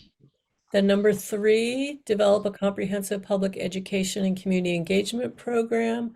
So this is working with your local fire safe councils, getting information out to residents from the county about all these various ordinances and requirements and opportunities. Using the assessor's records, which is a great way to reach everybody, giving people information about what they can and can't do along creeks, outreach to people who live along critical transportation corridors, those main evacuation routes, and then doing a lot of this also through workshops, trainings, landscaping, hardening, all sorts of educational opportunities. Anything that we might do to enhance this, or any barriers you can think of? Go ahead, Leanne. So the problem with creeks is that fire goes where water flows. And if you don't, those who have creek and riparian areas on their property, it's important to keep the fuel loads down. And in the past, the old timers out here would run their cows down the creeks and clean up all the fuels. And nowadays, since we did have the LNU, a lot of the big trees that were nice, the big cottonwoods, the big willows, they all burned and they're falling in the creeks, and they're going to create major dams. Right. So this one is specifically to address that. So are there anything specific you'd like to add or change about it? I think let's- the rules need to be relaxed. You know, some of the Fish and Game Code rules, nobody even wants to go down in the creek and cut stuff out. So that's a We're state afraid of law. people. That's a state law, not the purview of the CWPP, but certainly that's something you can talk to your local elected Isn't it the officials can't people who are designing the CWPP petition the state to change things when after would a be the major county. fire like this? That would be the county, so that would be through the Yeah, county. Go ahead, Matt. I trying to adapt the state regulations and the water board rules to better fit counties is usually a non-starter. But what can happen is, and I personally feel that we shy away from riparian zones because we don't fully understand the regulations surrounding them. There are exemptions and appropriate methodologies that can be incorporated into riparian fuels treatment protocols. Yes, they increase the cost of treatment within riparian zones, but they can be very effective and we can do a lot of work within those areas. So, I think that we have a tendency to recoil from treating areas in there when it really just has to have the appropriate ducks in a row and they can be done. I mean, we treat inside wetlands, so it's not so much that we have these rules that break our backs. We have lack of imagination in how we're writing the prescriptions in order to get in there, and a lot of it is handwork type of stuff. So in part, to achieve what we want to achieve, it takes a lot of engagement of the agency biologists to make sure that they are informed of the appropriate prescription that was submitted under the CEQA documents. Once you clear it under the CEQA documents, then you're good to go. So it's really how we go about weaving together that prescription and the authorizations of those prescriptions with the areas that we have need in. Thank you. I'm going to move us on to the last page. My internet dropped a little bit there, so hopefully I didn't lose too much there, you guys.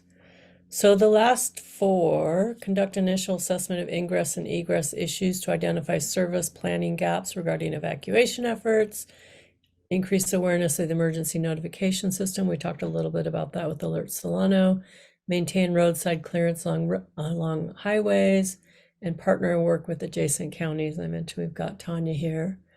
Got 1 more minute if there's anything anybody wants to add on any of these.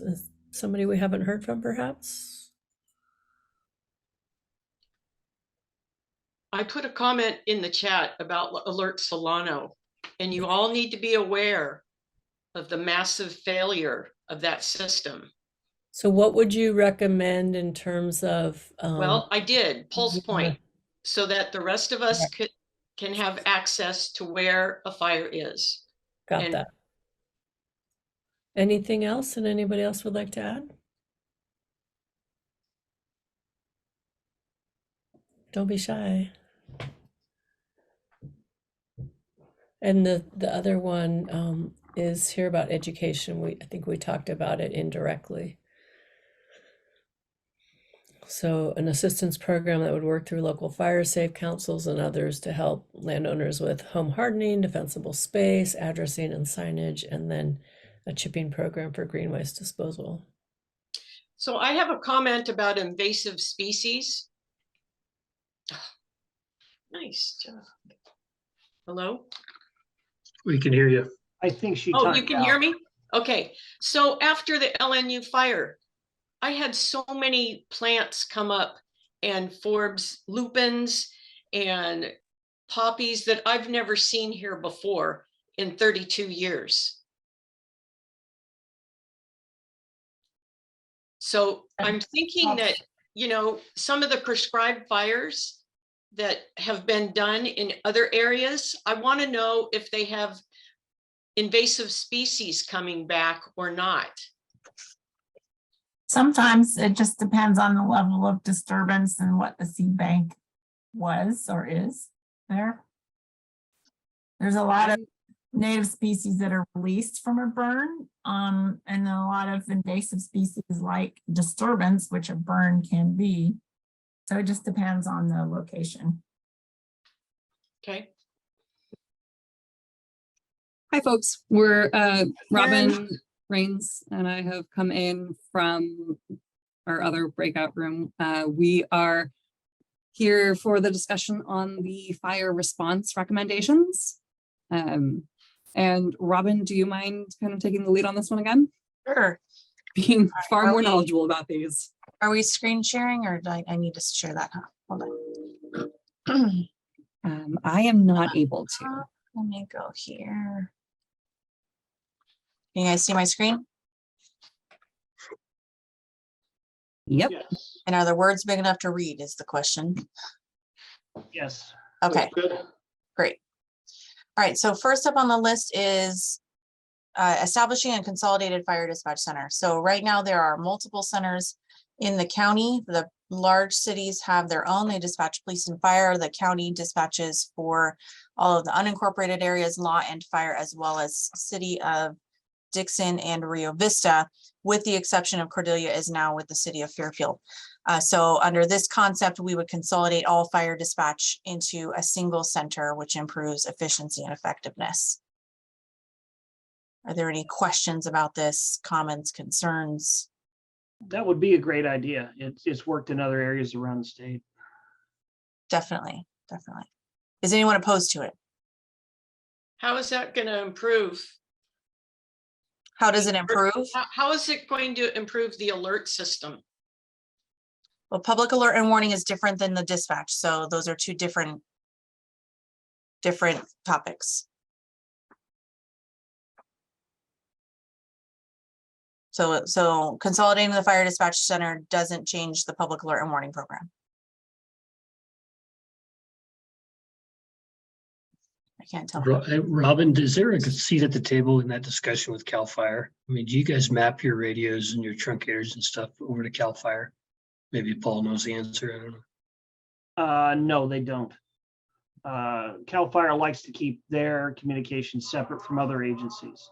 They'll mimic the frequencies on a lot of their mobile and handheld radios, particularly with the new multi-band. We have new radios that run 2-3 different bandwidths now. That's what.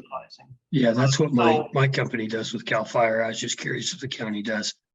But right. It's different everywhere I work. Yeah. Right, and there's a lot of money being spent and a lot of funding being obtained to get more of these multi-band radios, both in the vehicles and in other places, so that we don't have the problem of not being able to communicate with a neighboring agency because they work off a separate band that our older radios don't operate off. Right. You're jumping ahead to number 3. Okay. We at the dispatch center level, we monitor LNU. We don't transmit on LNU, if that helps. Right, and LNU doesn't monitor us. So. Right. Yeah. Okay. Is anyone opposed to a consolidated fire dispatch center? No. Okay. So the second here on the matrix, we've got some dedicated allocated positions. So the first one being the wildfire coordinator position, which Matt is currently filling under a grant. So that would be making that a permanent position. And then also making a permanent dedicated fire marshal position. That's currently another duty as assigned to the building official and resource management. I think fire marshal is a great idea. Does Yolo County have one?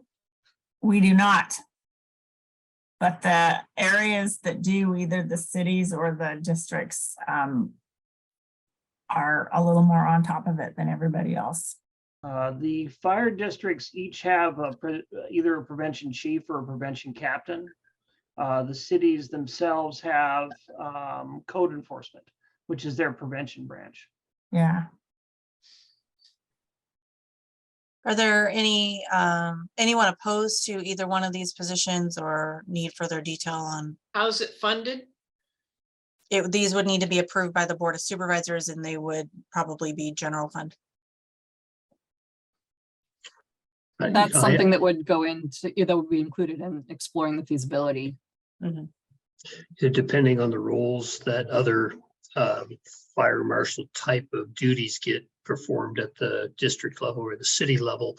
I have seen some counties where the the wildfire coordinator is essentially also the kind of a fire marshal in a sense, right? So it's kind of a hybrid position between those two, and that's a workaround that some have had when there's funding difficulties.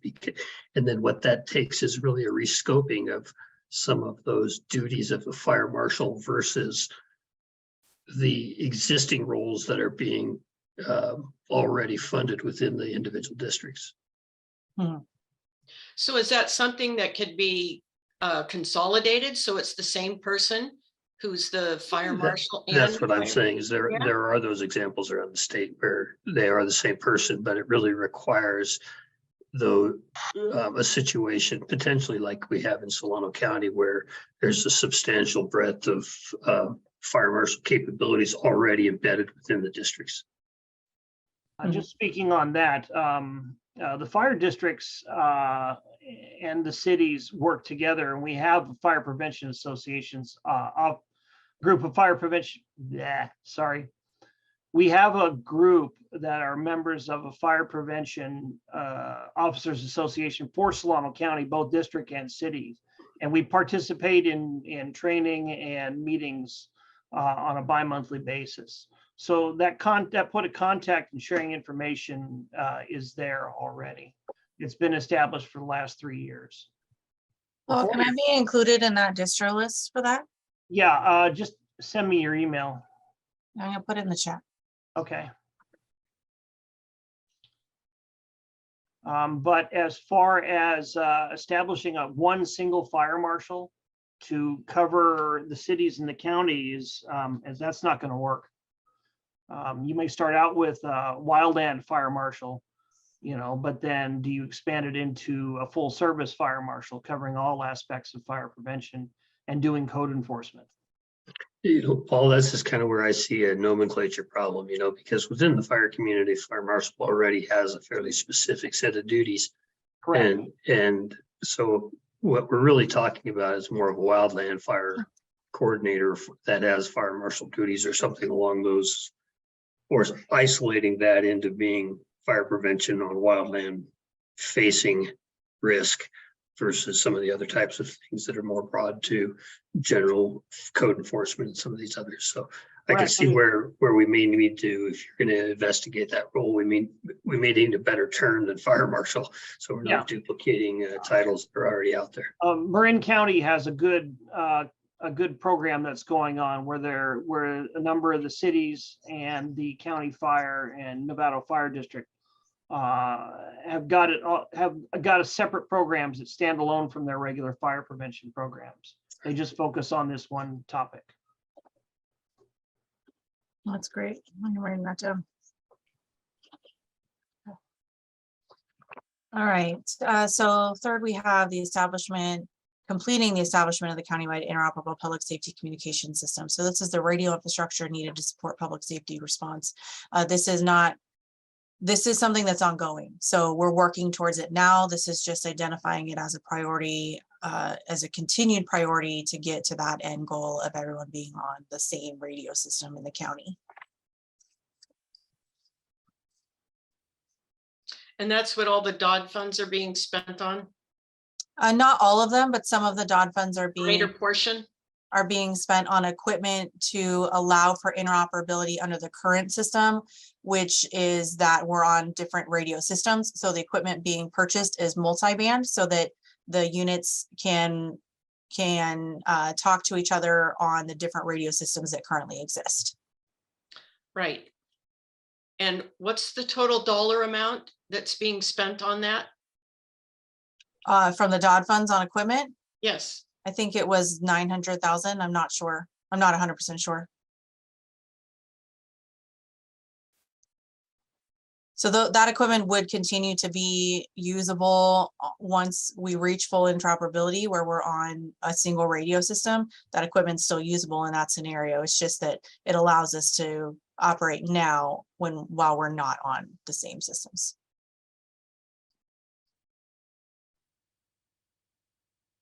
Are there other questions about this one? Any concerns about including it?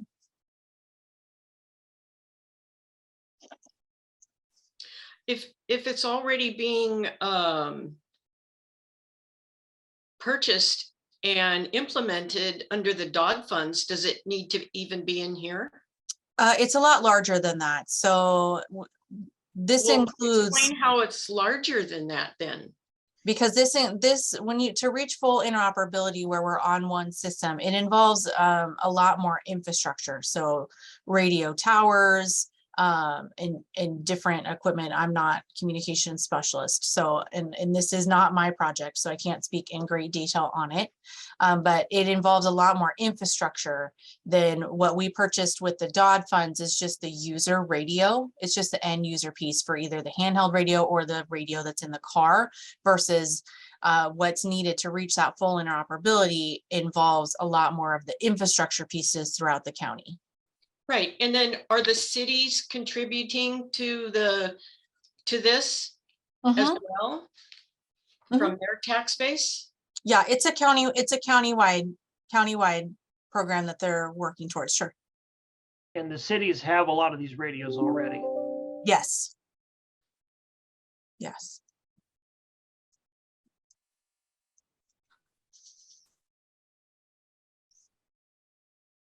Okay.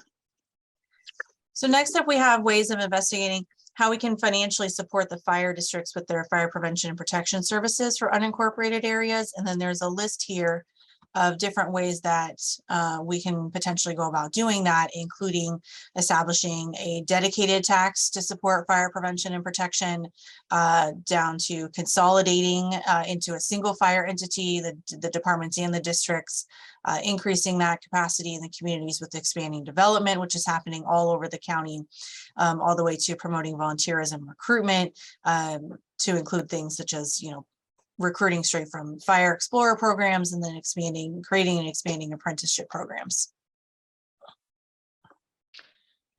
Well, the fire districts are already supported from that small 6% of the special districts tax on the property tax bills. Why are you proposing more taxes? So this is just investigating the feasibility of several different ways that could potentially further support the fire protection districts. So it's not saying this is exactly what we're promoting to happen. We're saying this is another potential option to provide the additional funding needed to properly fund the fire services in the unincorporated areas. And then this is about investigating the feasibility of doing that. So I also read the Citygate report on all the various fire districts for 2022.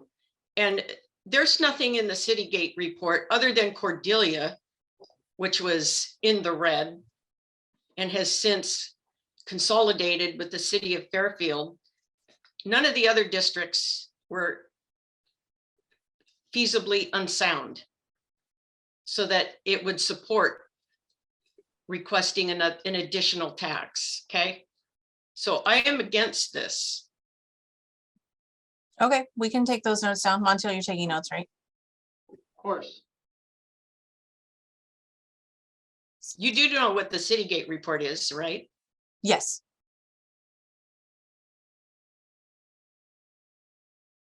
Does anyone else have any other questions or comments on just my commentary on it? Consolidating the fire districts into one fire district would be a good idea, as far as being able to unite funding and the resources.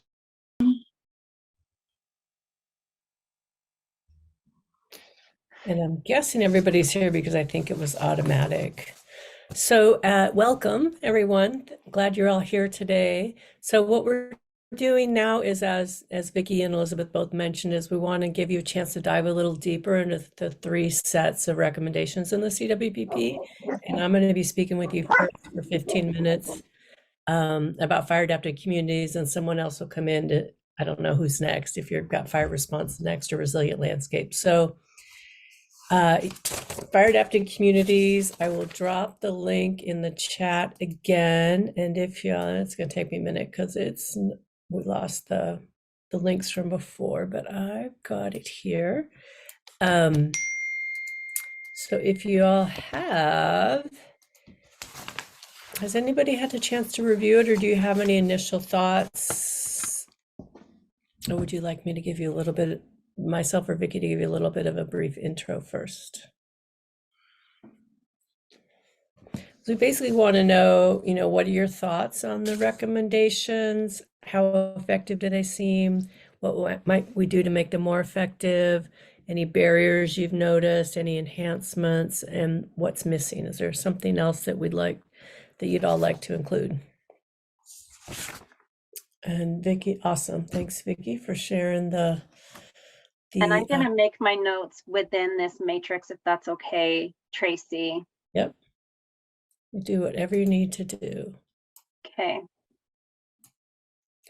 So maybe, why don't we just go through them then? And if y'all have ideas, thoughts, etc., because I think we only have 8, is that right? Yeah.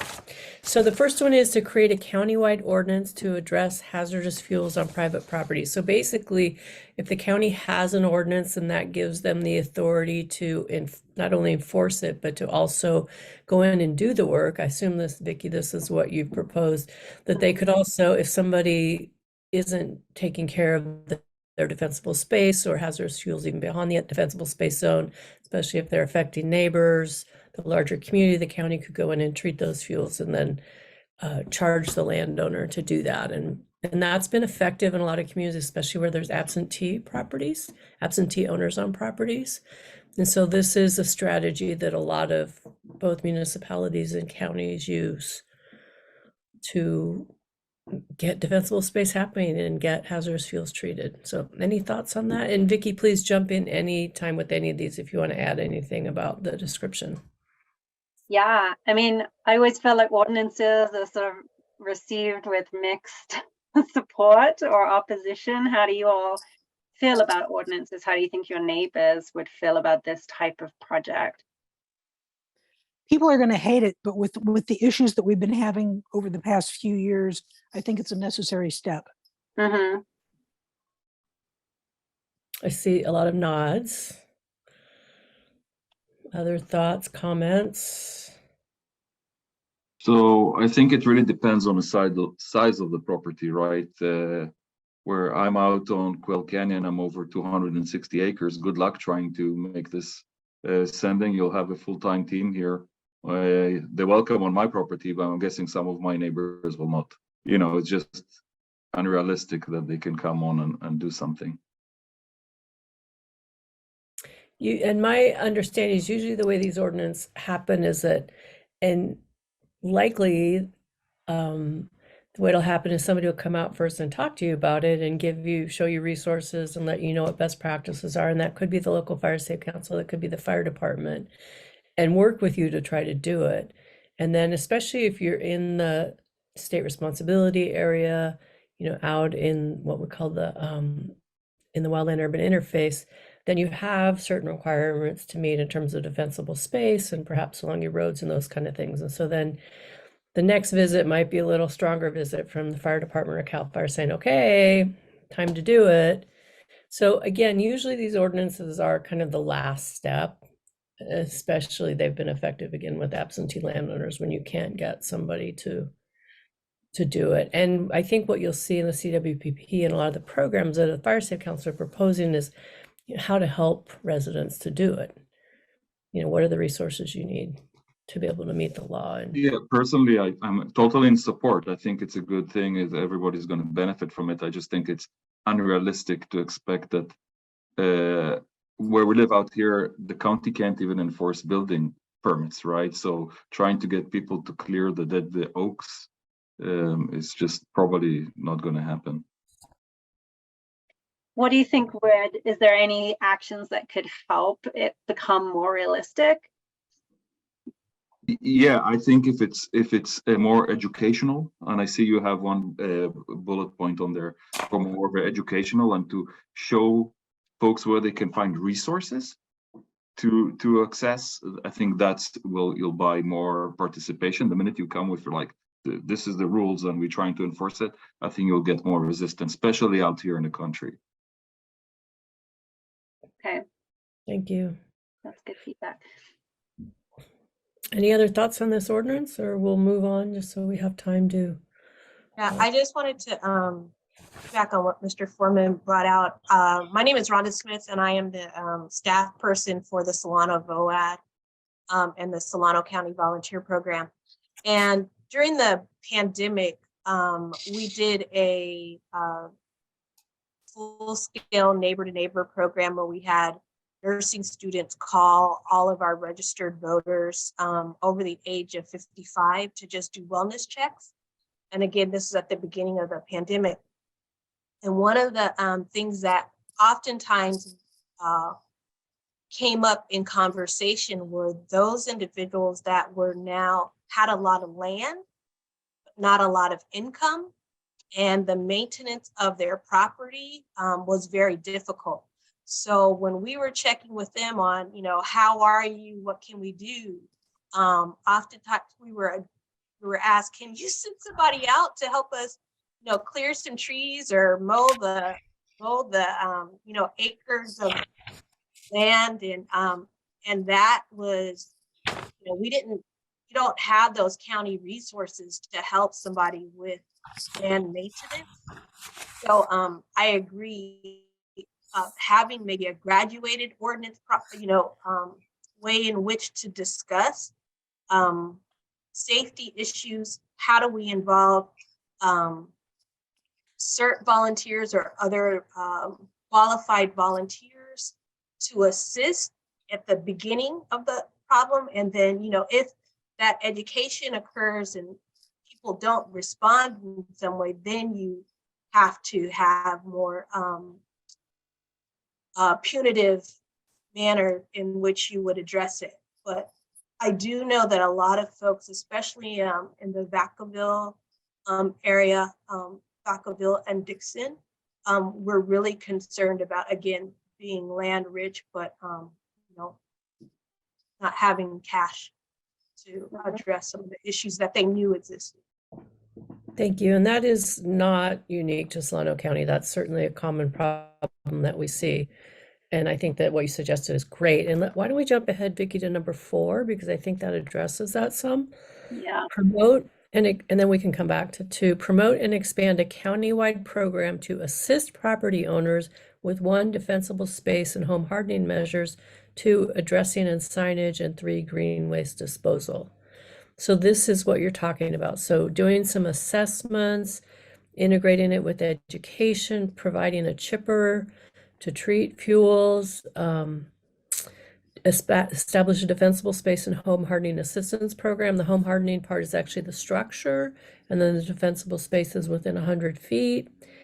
A program to help people remove invasive species like eucalyptus, and then addressing and signage, and prioritize efforts in high-risk, underserved, and rural communities. So I think that does address some of what you were discussing. Do you have other thoughts about how we might improve that one? There you go.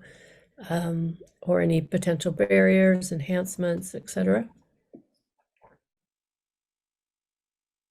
Yeah, I don't want to kidnap this and be the only person speaking up, but I think that just making folks aware of resources and what to actually do, you know, and I know there's some folks that are volunteering in doing this, and I'm very grateful. We had someone here come out here and give me pointers about how to protect my own house and what trees I need to cut down and all that.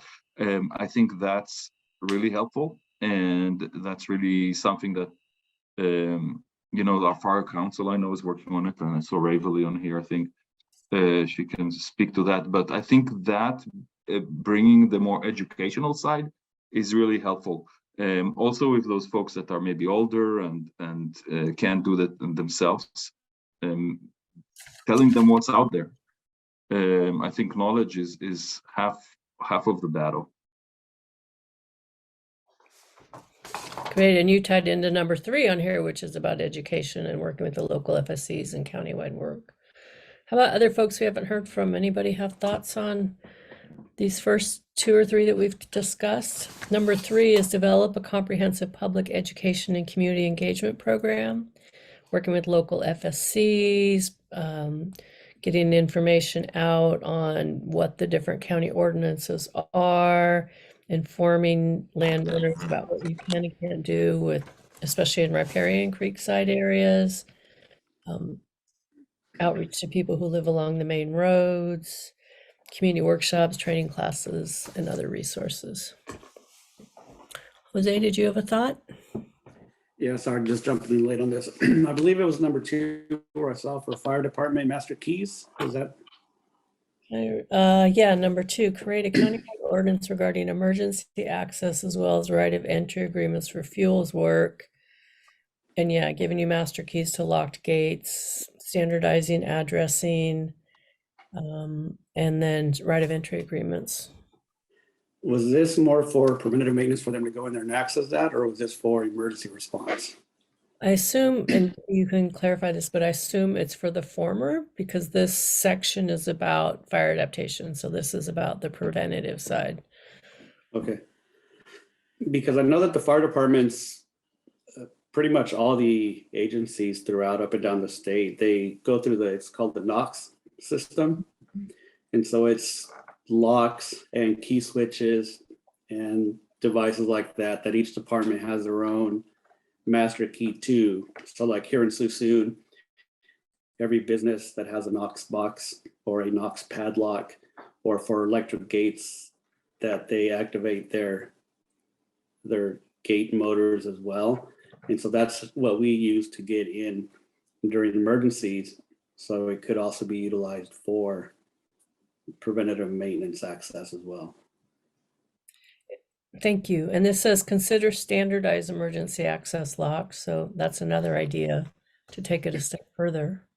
Correct, because they already utilize that system. It's just a matter of either getting a grant to purchase some of those locks or key switches, or the property owners themselves. I know a lot of them already have them out there, but it's just determining who needs them and then how to best access them, purchase them for those owners.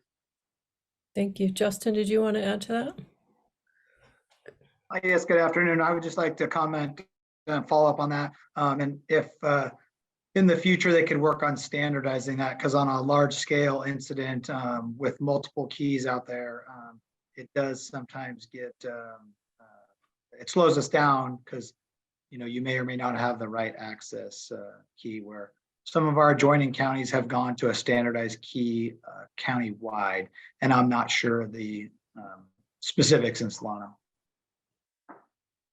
Thank you. So we've got 1 minute left before I leave you. Any thoughts on the last few that we didn't touch on? There's an assistant. We talked about the assistance programs, initial assessments, emergency notification, roadside clearance, and working with adjacent counties. And by the way, I'm going to be pulled out of here just all of a sudden, but Vicki will still be with you. So while you're waiting for the next group, you can add a few more thoughts in between that transition.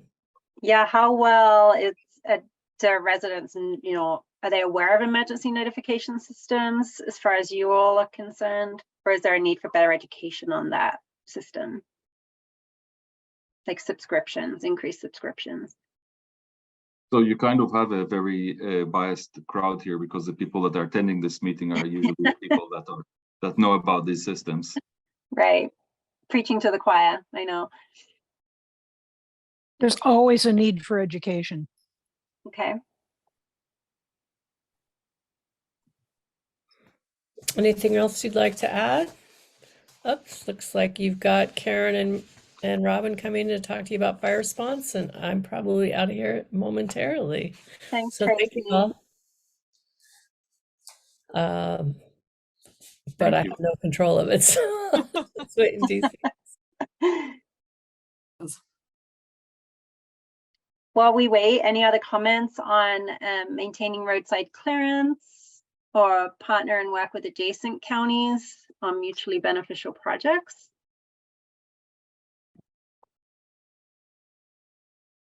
Do any of you currently work on any initiatives with adjacent counties? Have you all been involved in anything like that?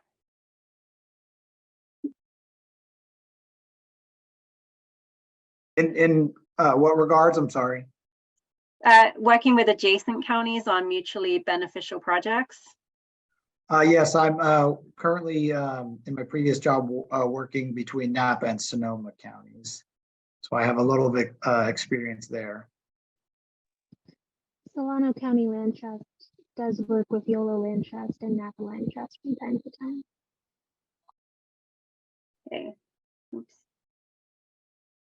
All right, well, we'll wrap up this one and then I will open the other matrix.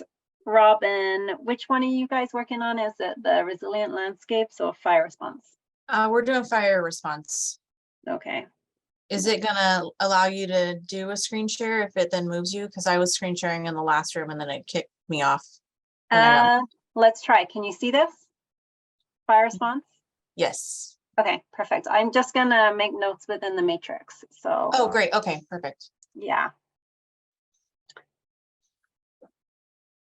Okay, should we get started on that convo? Yeah. Yeah. Did you, with your last group, did you just kind of go through them one by one? What worked for you? Okay. We ran out of time though, so we'll have to go a little faster. Yeah. Robyn, you're much more knowledgeable about these, so I'll just go ahead and let you take the lead on it as needed. Okay, sure. Okay, so our first one here is establishing a consolidated fire dispatch center. We have several dispatch centers in the county now. The large cities have their own Solano County dispatches for all of the districts with the exception of Cordelia, which is now moved to City of Fairfield. And then City of Dixon, City of Rio Vista are also dispatched by Solano Dispatch. So in the consolidated fire dispatch world, this would mean that there's one single point of contact, one dispatch center for all of the fire apparatus and fire agencies in Solano County. If there are questions on that, I can answer. There were no comments on it in the last group, so if everyone is on it's board. Probably highly technical, right? Like a lot of people just rely on their like responders. Yeah, so that consolidation would just improve that effectiveness and efficiency and response times and call taking and improve patient care. So any comments on that, anyone? All right. So then we've got establishing some dedicated positions here. So sorry, pardon me for a minute. Wasn't the DOD money going to go for radios? It seems like it's been pending for a long time. Yes, those are radios that went to the units. This is the actual dispatch center, the 911 center.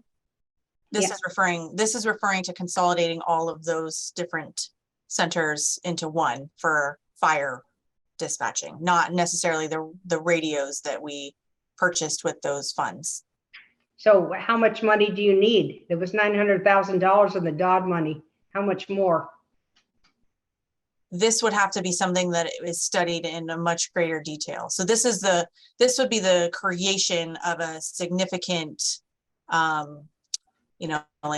infrastructure. You're talking the staffing. I mean, the DOD radios, the equipment we bought with the DOD money, that was just equipment. It was just radio equipment, I think handhelds and maybe some radios that go into vehicles or apparatus. And those were purchased and have already been programmed and issued to the responding fire agencies. But the dispatch center piece, it's a lot larger. So you're talking about combining the services that those dispatchers provide in each of those different locations into a single one. And you have to come up with, what that's going to look like structurally as far as like, is it going to be a JPA, what that structure looks like, and then how the infrastructure that goes into that as far as physically where they're located, what equipment is needed to do that, and then all the technology around the communications and different things that's needed to make that work and move those services into a consolidated center. I don't know if I explained that well, probably. No, it's just, well, the answer is that we're not going to get what we need and the fire season is going to start. That's my issue. This is a much larger, when you talk consolidated fire dispatch, this is a much larger project than something we would reasonably be able to complete within a year. So you're right. This is not something that would be done before this fire season. It would probably not even if we started today, probably wouldn't even be able to be done by next fire season. It's a very large undertaking. And just adding in that most of the recommendations in here are going to be much longer term approaches that are not going to be ready for this year or may not even be applied for in grants in the immediate future. These are establishing priorities and recommendations that will be, considered with funding opportunities for years to come. Mm-hmm. Kind of big, really big picture items. Mm-hmm. Yep. Okay. So the next one here, we have 2 positions, excuse me, listed. One of them is the wildfire coordinator position, which we currently have using the California Fire Safe Council grant. This would be creating a permanent position as opposed to relying on that grant funded position, as well as creating a dedicated position, fire marshal position, which is currently a collateral duty of the building official for Solano County. There are questions on these projects or any comments, concerns?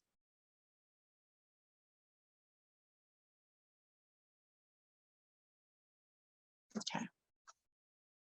So next on the list is completing the establishment of the countywide interoperable public safety communication system. So this is the infrastructure for the radio system, so that we've been talking about for quite some time. So the radios that we did purchase are multi-band radios so that our units can talk on the multiple radio systems we have in the county. So this project is just saying that we want to prioritize and continue moving forward towards that fully interoperable radio system. It's currently underway. It's just saying that it is a priority for us to continue moving that way so that we'll be eventually on a single public safety radio system.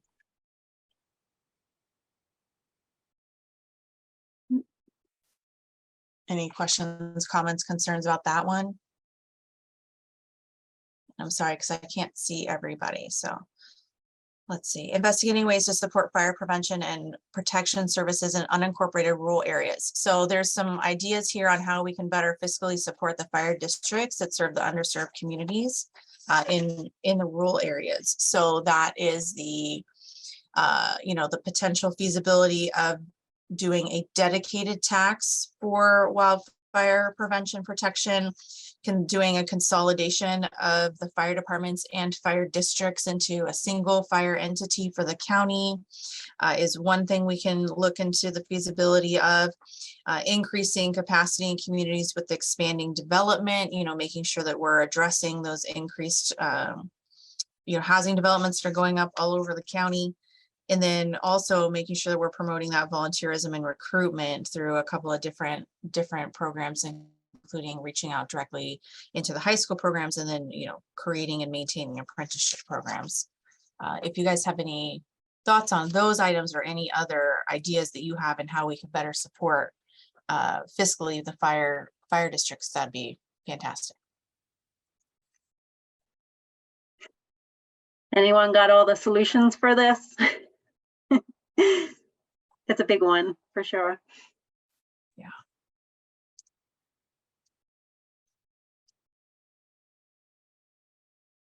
A big one, and one that is going to be even bigger to fund. Oh, yeah. Exactly. And lots of new funding opportunities coming out though, so that's good news.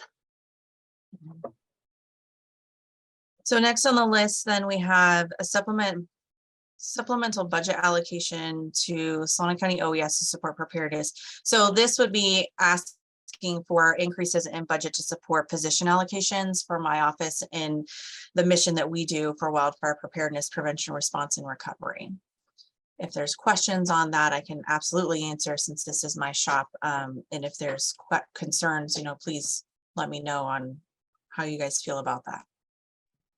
Yeah, I have a question really quickly. For the hiring of folks, how are you prioritizing hiring disability accessibility experts? Because in a lot of these fires, some of the people most affected by them tend to be disabled and elderly folks who lack access to information, or English as a second language speakers who need translations. And in the 2017 and 2020 fires, there's a huge gap. Lack of ASL interpretation, lack of captions and communication, lack of second language translation.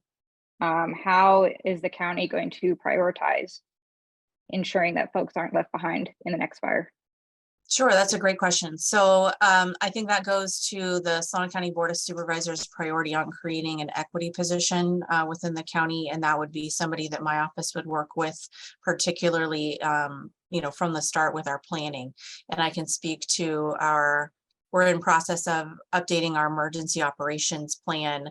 We actually had our kickoff meeting on that today, and that inclusiveness was a big topic of conversation today, in ensuring that our plan moving forward, this new plan that we're putting in place, one, that those needs are being addressed and those communities are being included in the planning effort itself, but then also making sure that through that plan and how we address incidents moving forward, wildfire or any other, that we are being inclusive in our planning and response and our recovery, because it's absolutely a gap that needs to be addressed.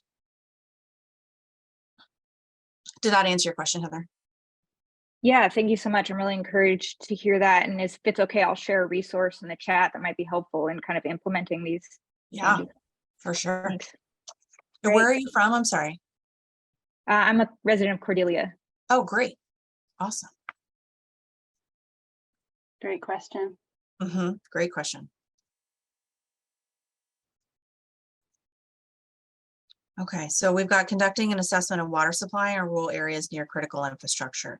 So the goal here is to evaluate the level of need and potential solutions, particularly highlighting around that critical infrastructure, which there's quite a bit in the county and including in unincorporated areas.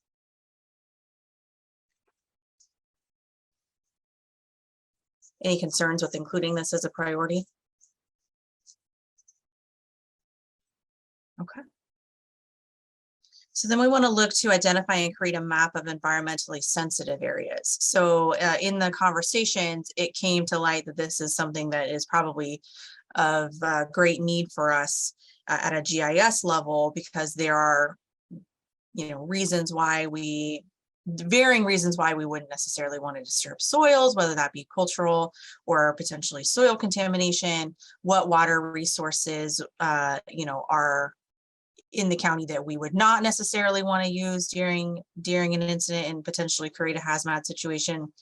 And then, identifying those areas, creating the maps and sharing them with the stakeholders. So that in our conversations came up as something that was important and doesn't exist now. So that's where this came from, as far as how it got included on the matrix. And if there are questions or other things that we need to be considering here, please let me know, because I didn't even realize this didn't already exist.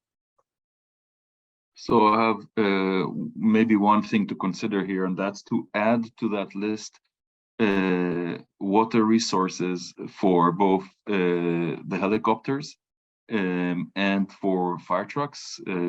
I added a pond after the 2020 fires, so did two of my neighbors, and they're big enough for helicopters to come and take water from there, and they're not on any map. So maybe contact people that own a lot of acreage out here and see who has a water pond that is full, that the fire trucks can come and just fill their engine, and also helicopters.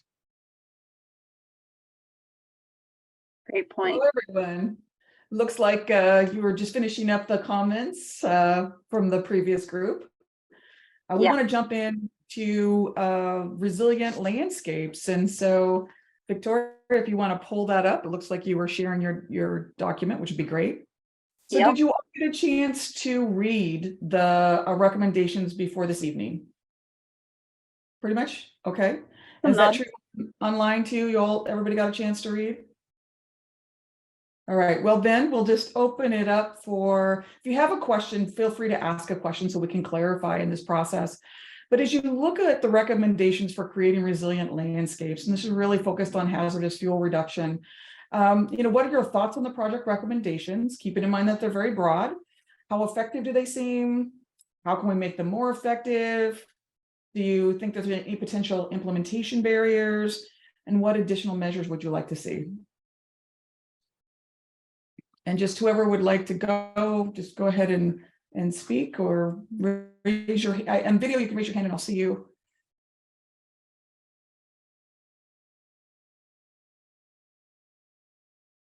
Heather. Oh, Heather, hi, please. Hi.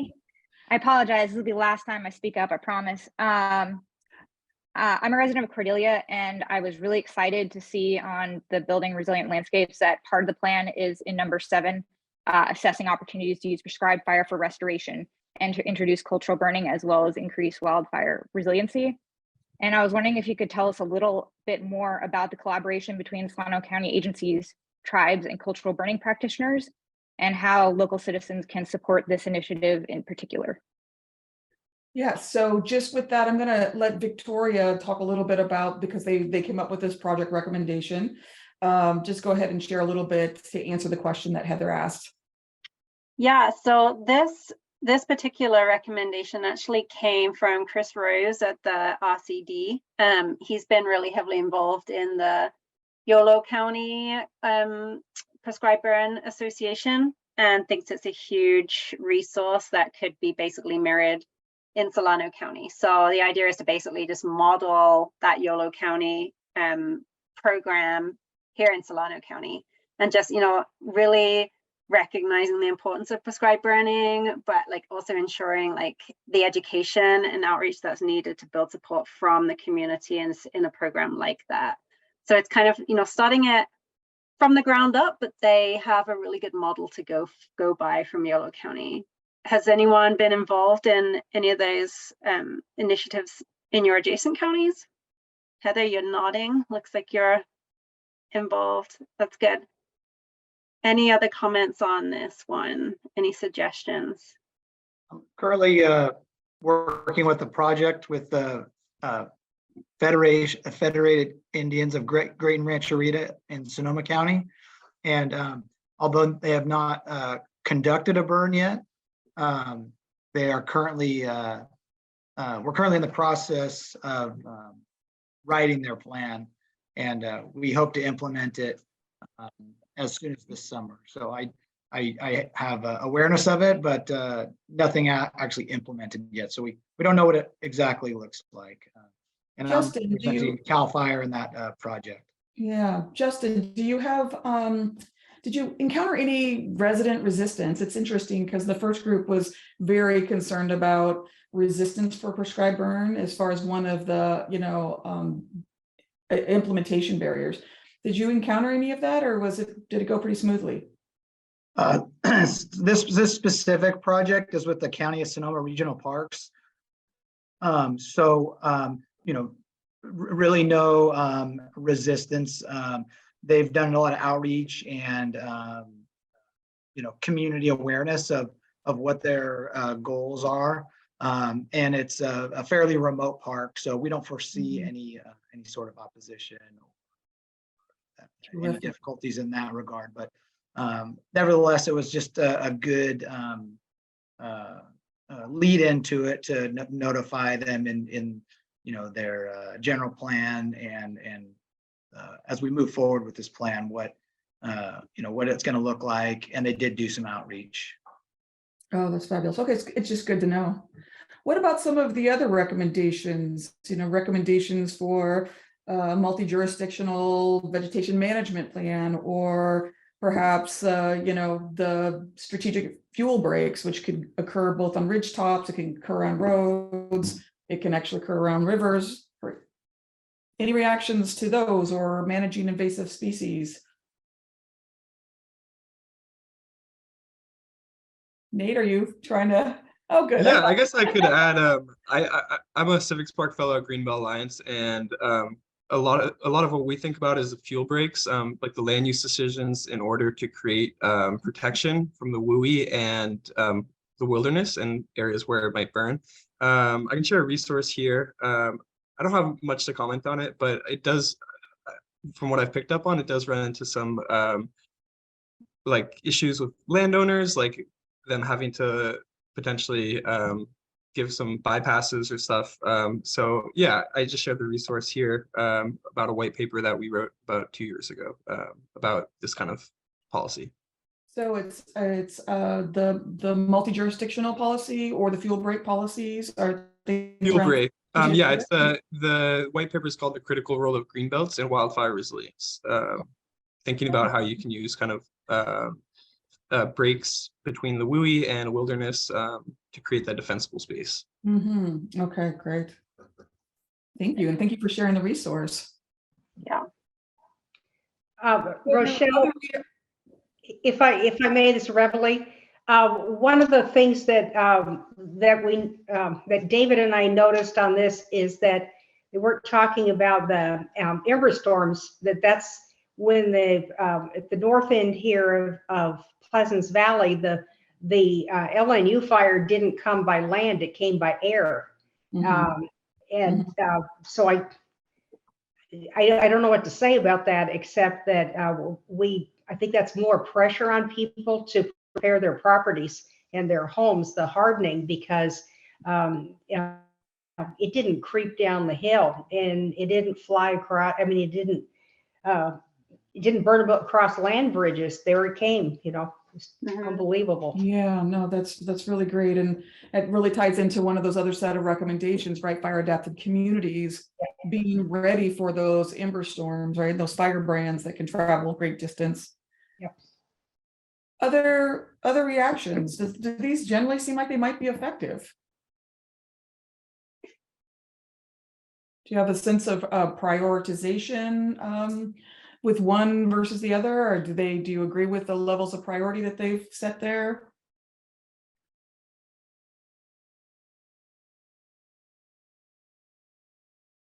What are your thoughts about these treatments along riparian corridors? Sometimes these can kind of raise some concern by, residents concerned about the impacts of that. Any concerns about that? I'm talking the creeks, the streams, waterways.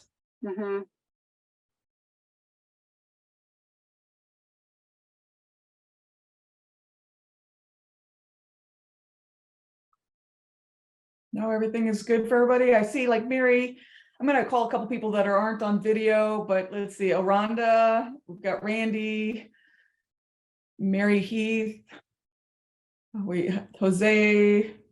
All right, so those are some. Oded? Oded, yes. Oded, yes. Would love to hear others' thoughts, general reactions. Are there some specific areas that you'd really like to see more action on the ground when it comes to fuels reduction? Kind of what keeps you up at night?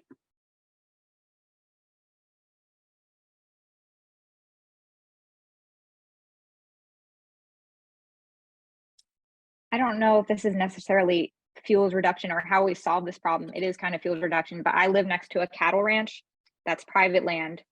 And the folks back there, I do not think either they do not know about the risk that their property poses or they don't care, which is probably more likely. But they have very high grass in the summer, very dense oak trees. And they did just do a riparian. I don't know if they did it or the county did it, but they cut out the trees next to the creek. But then that caused the creek to collapse in because it lost the foundation that the roots were providing, and there's erosion issues. And then on top of that, they are up at all hours of the night shooting guns or doing target practice or something in this dry grass.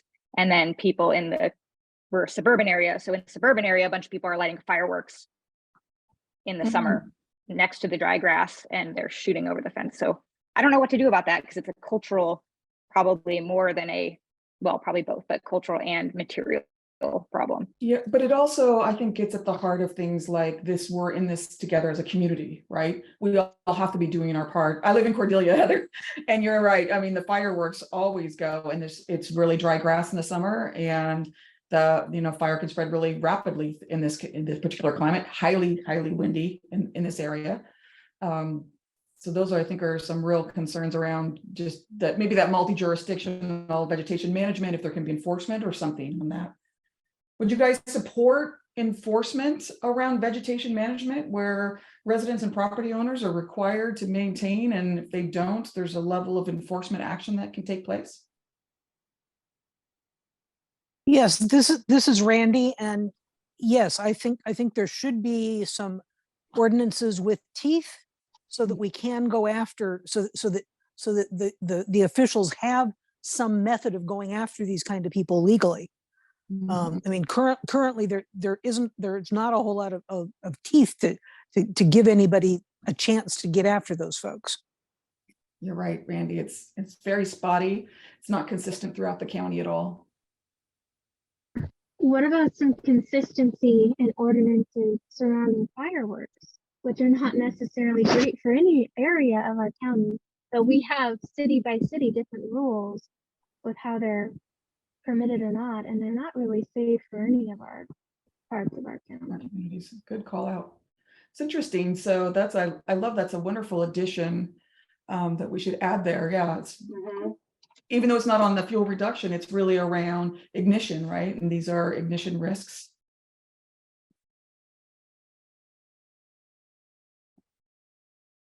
Great recommendation. We're also a county with a lot of veterans and folks who might not always love the sounds of the fireworks. Right. You're right.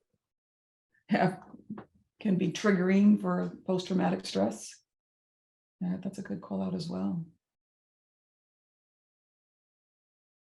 Okay, what about the invasive species management project?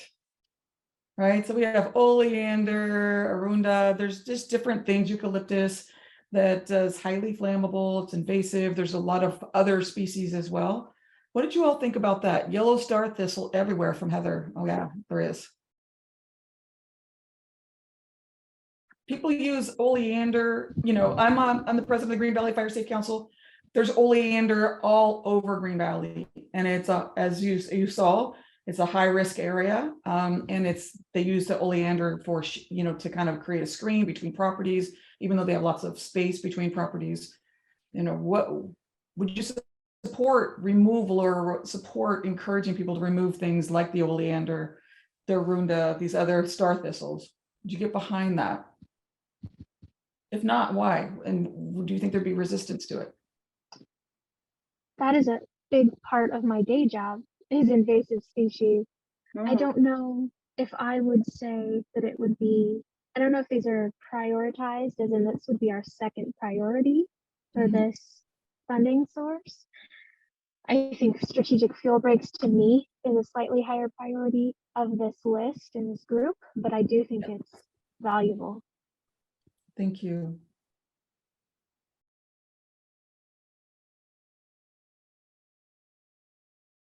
And let's see, saw a quote down, saw a chat down here. Maybe less stick, more carrot, like the program to replace lawns and native species, provide rebates. Okay, changing invasives to native species, yes. Okay. Well, I know that they're closing the breakout rooms, and so we'll be pulled out here in just a moment. If you wanted to jot down anything else in your chat, just any other ideas, recommendations, reactions, potential barriers, or even your priorities, your personal priorities, throw them in the chat. All that will be saved and will be considered part of your input. So thank you all for your time, and Hi, everyone. Everyone should be back now. Can y'all see my screen that says Solano Community Wildfire Protection Plan? Great. I don't know if Vicki wanted to speak or not, or somebody from SWCA. Main thing is we wanted to make sure that you guys know that if you have more comments, Sierra's going to drop in the chat the link again to where you guys can drop comments on their SharePoint link. So you guys can follow up with them. The other option is that they will be at the Wildfire Safety Expo at Solano Community College on April 15th. And that runs from 10 a.m. to 3 p.m.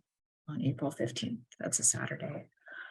Thanks, Elizabeth. And yeah, do we have time to kind of go over some of the findings, or? Yeah, like 5 minutes. So that's what we plotted. Yeah. Okay. Well, maybe I can just cover some quickly that came from my group, and then if anyone else wants to speak up as well, that'd be great.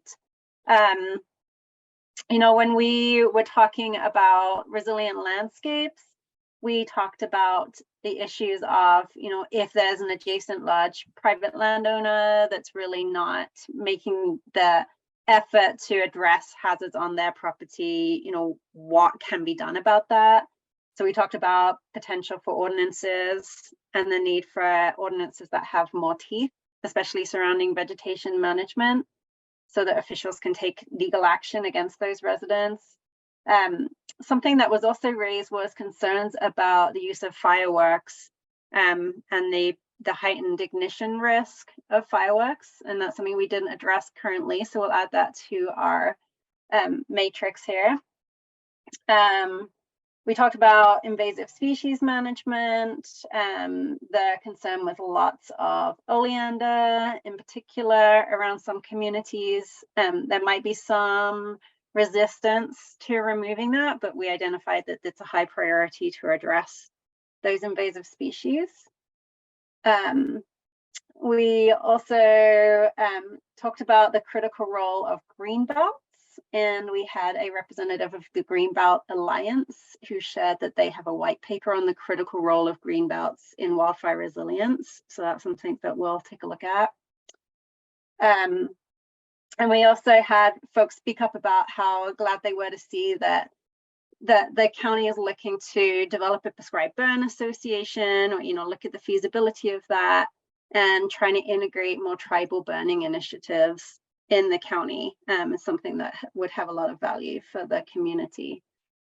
So that's what I had for resilient landscapes. Maybe Angela or Montiel, do you want to share comments on one or two of the other matrices? Yes, I can quickly touch on fire response. Our group overall had a lot of support for all the recommendations in that matrix. A key comment was they would like to see stability in the fire marshal or coordinator position, someone who's there long-term to help with continuity and getting work done through that. And then Robyn contributed that some of those items are things that the county has been wanting to do and is working towards, and is glad to see the support to continue working towards completion of them. So things like that were recommendation number 3 and 4 underneath the matrix. And then finally, there was a lot of conversation about recommendation number 4, about how fire departments just across the board are understaffed, and recruitment and retention is difficult, but is definitely key for that category. Great. And maybe Montiel, can you speak on the fire adapted communities matrix? Yeah, so there was a lot of agreement on the projects that were already on there. There was an emphasis on projects in the creeks, removing those dead burned trees from the LNU, and speeding up those projects in those areas because they're high hazard areas, and also looking at existing guidelines before creating new ones for any ordinance that could be enacted. Let's see, emergency access. Yeah, there was also, Paul mentioned from Vacaville that they have a good model for emergency access under emergency scenarios that other fire protection districts or fire departments could potentially look into to establish their own. And I think that covers the fire adapted communities. Oh, and also addressing invasive species. All right.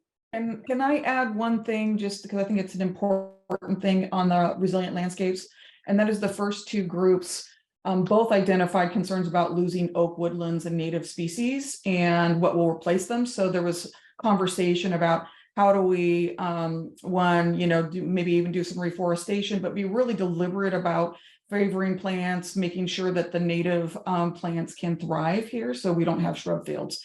I think that was really key. And I would add, for fire adapted communities, there's a lot of support for getting out and working with residents, providing resources, trainings, all that. People like the idea of getting more than one chipper for the county. There's a lot of discussion about the county ordinance for fuels treatment, and that generally a lot of people agreed that it was probably necessary, but there was concern about what those requirements would be for larger landowners, that it wouldn't mean larger landowners had to treat all their property. I was going to say, in general, we've talked quite a bit about prescribed burning, but we haven't talked about grazing very much. And I know that the RCD and other entities have some efforts going for grazing, and it would be good to kind of vet the public acceptance of short-term, high-intensity, and more longer-term contract grazing, especially for maintenance of fire breaks and shaded fuel breaks. Good point. Well, thank you, everyone. This has been really helpful for us as a planning team, and we'll be integrating these comments into those recommendation matrices, and you'll have an opportunity to look again at the matrices when we release the draft document out for public review. So this isn't your only opportunity to provide feedback. There will be several future opportunities. Like Elizabeth mentioned, we'll be at the Wildfire Safety Expo on April 15th. We also plan on presenting similar information at the Pleasants Valley Fire Safe Council meeting. I believe that's April 10th. And we're going to be working with Rochelle on presenting and gathering feedback from the Green Valley Fire Safe Council as well. So we're really trying to make sure we're providing a lot of opportunity for the public to weigh in on this plan, since it's really a plan for you all as community members. So thank you again. We really appreciate your time tonight. And with that, I'm going to pass it off to Karin to run through our partners if they have any updates. So it's just kind of a standing opportunity for updates. Yeah, so going through our list, I'm just going to call on the representatives that I know are here. So if you've got something, go ahead and share it. And we're going to try to keep this quick because we're creeping up on 7 o'clock and we've got a lot on here. So Rochelle, Sherlock, is there an update that Green Valley? You know, it's just a request from people. So a lot of people have verbally said that they want to be a vendor, and we're starting to get people coming in at the last minute. If you want to be a vendor, please sign up soon. We're creating a whole map and assigning spaces. So anything we can do to not make that a last minute activity. We already have a lot of vendors. So we'll need you to engage with us quickly so that we can make sure it's a very organized event. All right. Thanks, Rochelle. David Stevens, anything from Pleasants Valley Fire Safe Council? We look forward to seeing everybody at the Wildfire Safety Expo. All right. Sounds good. Thank you, David. Robyn Rains, anything from Solano OES? Don't forget to know your zone. That is live. Please check that out off of our website. Also, we did a kickoff meeting today on our emergency operations plan that we're going to be rewriting. So exciting project for us. Thank you, Robyn. Tanya Meyer, anything from Yolo County Fire Safe Council? Yes, actually, our CWPP is being signed by our Board of Supervisors tomorrow and signed by our Fire Chiefs Association last week, and probably next week, CAL FIRE will sign off on it. So I'm super glad that you guys have a CWPP moving along too. All right. Thank you, Tanya, and congratulations on getting that done. Sherry Gardner, anything from Napa Firewise Foundation? Hey, it's great to hear all the progress you guys are making. Congratulations. Just a tiny short little update that the Lake Napa unit, CAL FIRE, asked if Napa Firewise would look at doing a NOE for a 500-foot radius around Mount St. Helena, Atlas Peak, and Mount Vaca mountains, help protect the repeaters at the tops of those mountain tops. So that Mount Vaca is in your general neighborhood. And we've got a forester engaged to take a look at that project. And then we also had some questions, I think, from Pleasants Valley Fire Safe Council about our Reflect to Protect, or the 911 reflective sign campaign that we've been working on. So if anyone has questions about those, we've got a few different models that we're using, including one that was supported by the bank. We had a bunch of funding to support purchase of those signs. Thank you, Sherry. And if folks are looking for information on those signs or that notice of exemption, is that available on your website? No, Green Signs campaign, I think actually is on our website. And we've got a bunch of events and links to things on the website too. So that's napafirewise.org. But the very latest work with the looking at the NOEE is not on our website yet. That's late breaking news. All right. Thank you, Sherry. And then looking through our different fire agencies, I saw a few folks on here. From CAL FIRE, there's Justin Bangarel. Apologies if I butchered that pronunciation. Any updates from CAL FIRE? Yeah, good afternoon, good evening. I just want to thank everybody for their hard work on this undertaking. It is quite a feat when you get it across the finish line. I just want to take a minute and introduce myself as well. As I said, my name is Justin Bangarel. I am the new division chief for Solano County, as well as some adjoining counties. You'll be seeing me more regularly, and I'm a resident of Green Valley. So if you see me at Starbucks, be sure to say hello. And thank you and have a good evening. Great, thank you. Wonderful to have you here. I saw Trent Heron from Fairfield Fire Department, I'm guessing. Yes, that's correct. Just again, I want to thank everyone for all the hard work. Can't wait for Safety Expo, and everything's gonna be good. I'm really excited that we're trying to kind of coordinate between cities and counties and go county-wide now. I think that's the best way to approach this whole situation. All right, thank you, Trent. And from fire districts, I know we've got Paul Dolan and Dave Carpenter. I don't have anything for tonight from Backable Fire District. Okay. Thank you. You got Jose as well. Oh, okay. I didn't see that in there. And Jose, anything? No, again, just as far as the dedicated dispatch center, that is one of the things that we're also pretty happy to hear about. It's one of the things that we've had a lot of discussions internally amongst, some of the chiefs meetings and things like that. So again, like you mentioned, a lot of work in progress. It's a huge undertaking, but definitely a step in the right direction. Now we look forward to the expo. We're definitely gonna show up in numbers. Great, thank you. Look forward to seeing you there. Thank you.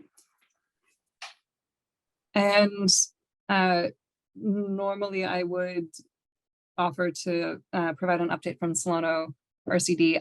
I am, however, at the moment, not the most knowledgeable person on that. Elizabeth or Sierra or Chris, yeah. Thanks. Yeah, I don't know if Elizabeth or Chris have anything. I just have a few minor things. I'm going to go ahead and drop the email list in the chat. So if you're not already subscribed to our email list, you can get meeting updates and recaps and anything else there. And we are also actively posting on our Facebook and our Instagram accounts now. And so, if you're looking for information there or any updates, you can find us there. I'll drop our tag names if you're interested in that. And those are the only updates I had for RCD on our end. And just, thank you everybody for being here. We also have an upcoming plant sale this coming weekend. We'll be at Mangles Vineyard in the Fairfield area, and there will be fire related programs. I'm going to go ahead and drop that. So if you want to look at our plant list, will be a workshop, and there are plants that are good for firescaping. They're more fire resistant. Anyways, so that's this Saturday. I think it's 12 to 5. That sounds right. Thanks. And 1 to 3 will be the fire safing landscaping workshop time. 1 and 3. 1 and 3. Oh, thank you. Yeah.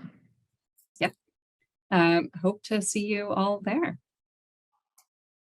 Morning Sun will be there as well. So always excited about that. All right. Thanks everybody for updates. And if there's something in particular that you would like shared at a future meeting or want to make sure that you've got something big, it should go on the agenda, please reach out and we can work to make that happen. And Chris, you're on wrap up, I believe. Yeah, so this was a great meeting. I love this. I love that we can build from here and that everyone is talking openly, and we're starting to meet, get to know different folks, and moving towards having this open discussion about wildfire resiliency throughout the county, and it's great. Our next meeting is April 17th. It's at 5:30 to 7, and it's totally on Zoom. Recording of notes from this meeting will be at solonorcd.org. If you have questions or comments, you can contact Karin Young at Karin Young, Solano RCD. Also, one thing that was left out is we are getting close to a website for the Solano Fire Safe Council. And we sent that out, I think it was a week ago or 2 weeks ago, for everyone to make comments on. So please, if you have comments on the Fire Safe Council website, please send them on. That would be great. And we hope to have that live pretty soon. Yeah, so look for that. Anyway, thank you so much for attending and participating. Really appreciate it. Have a nice evening. Thank you. Thank you. And let's stop the recording. All right. Thanks, everybody. Good to be back.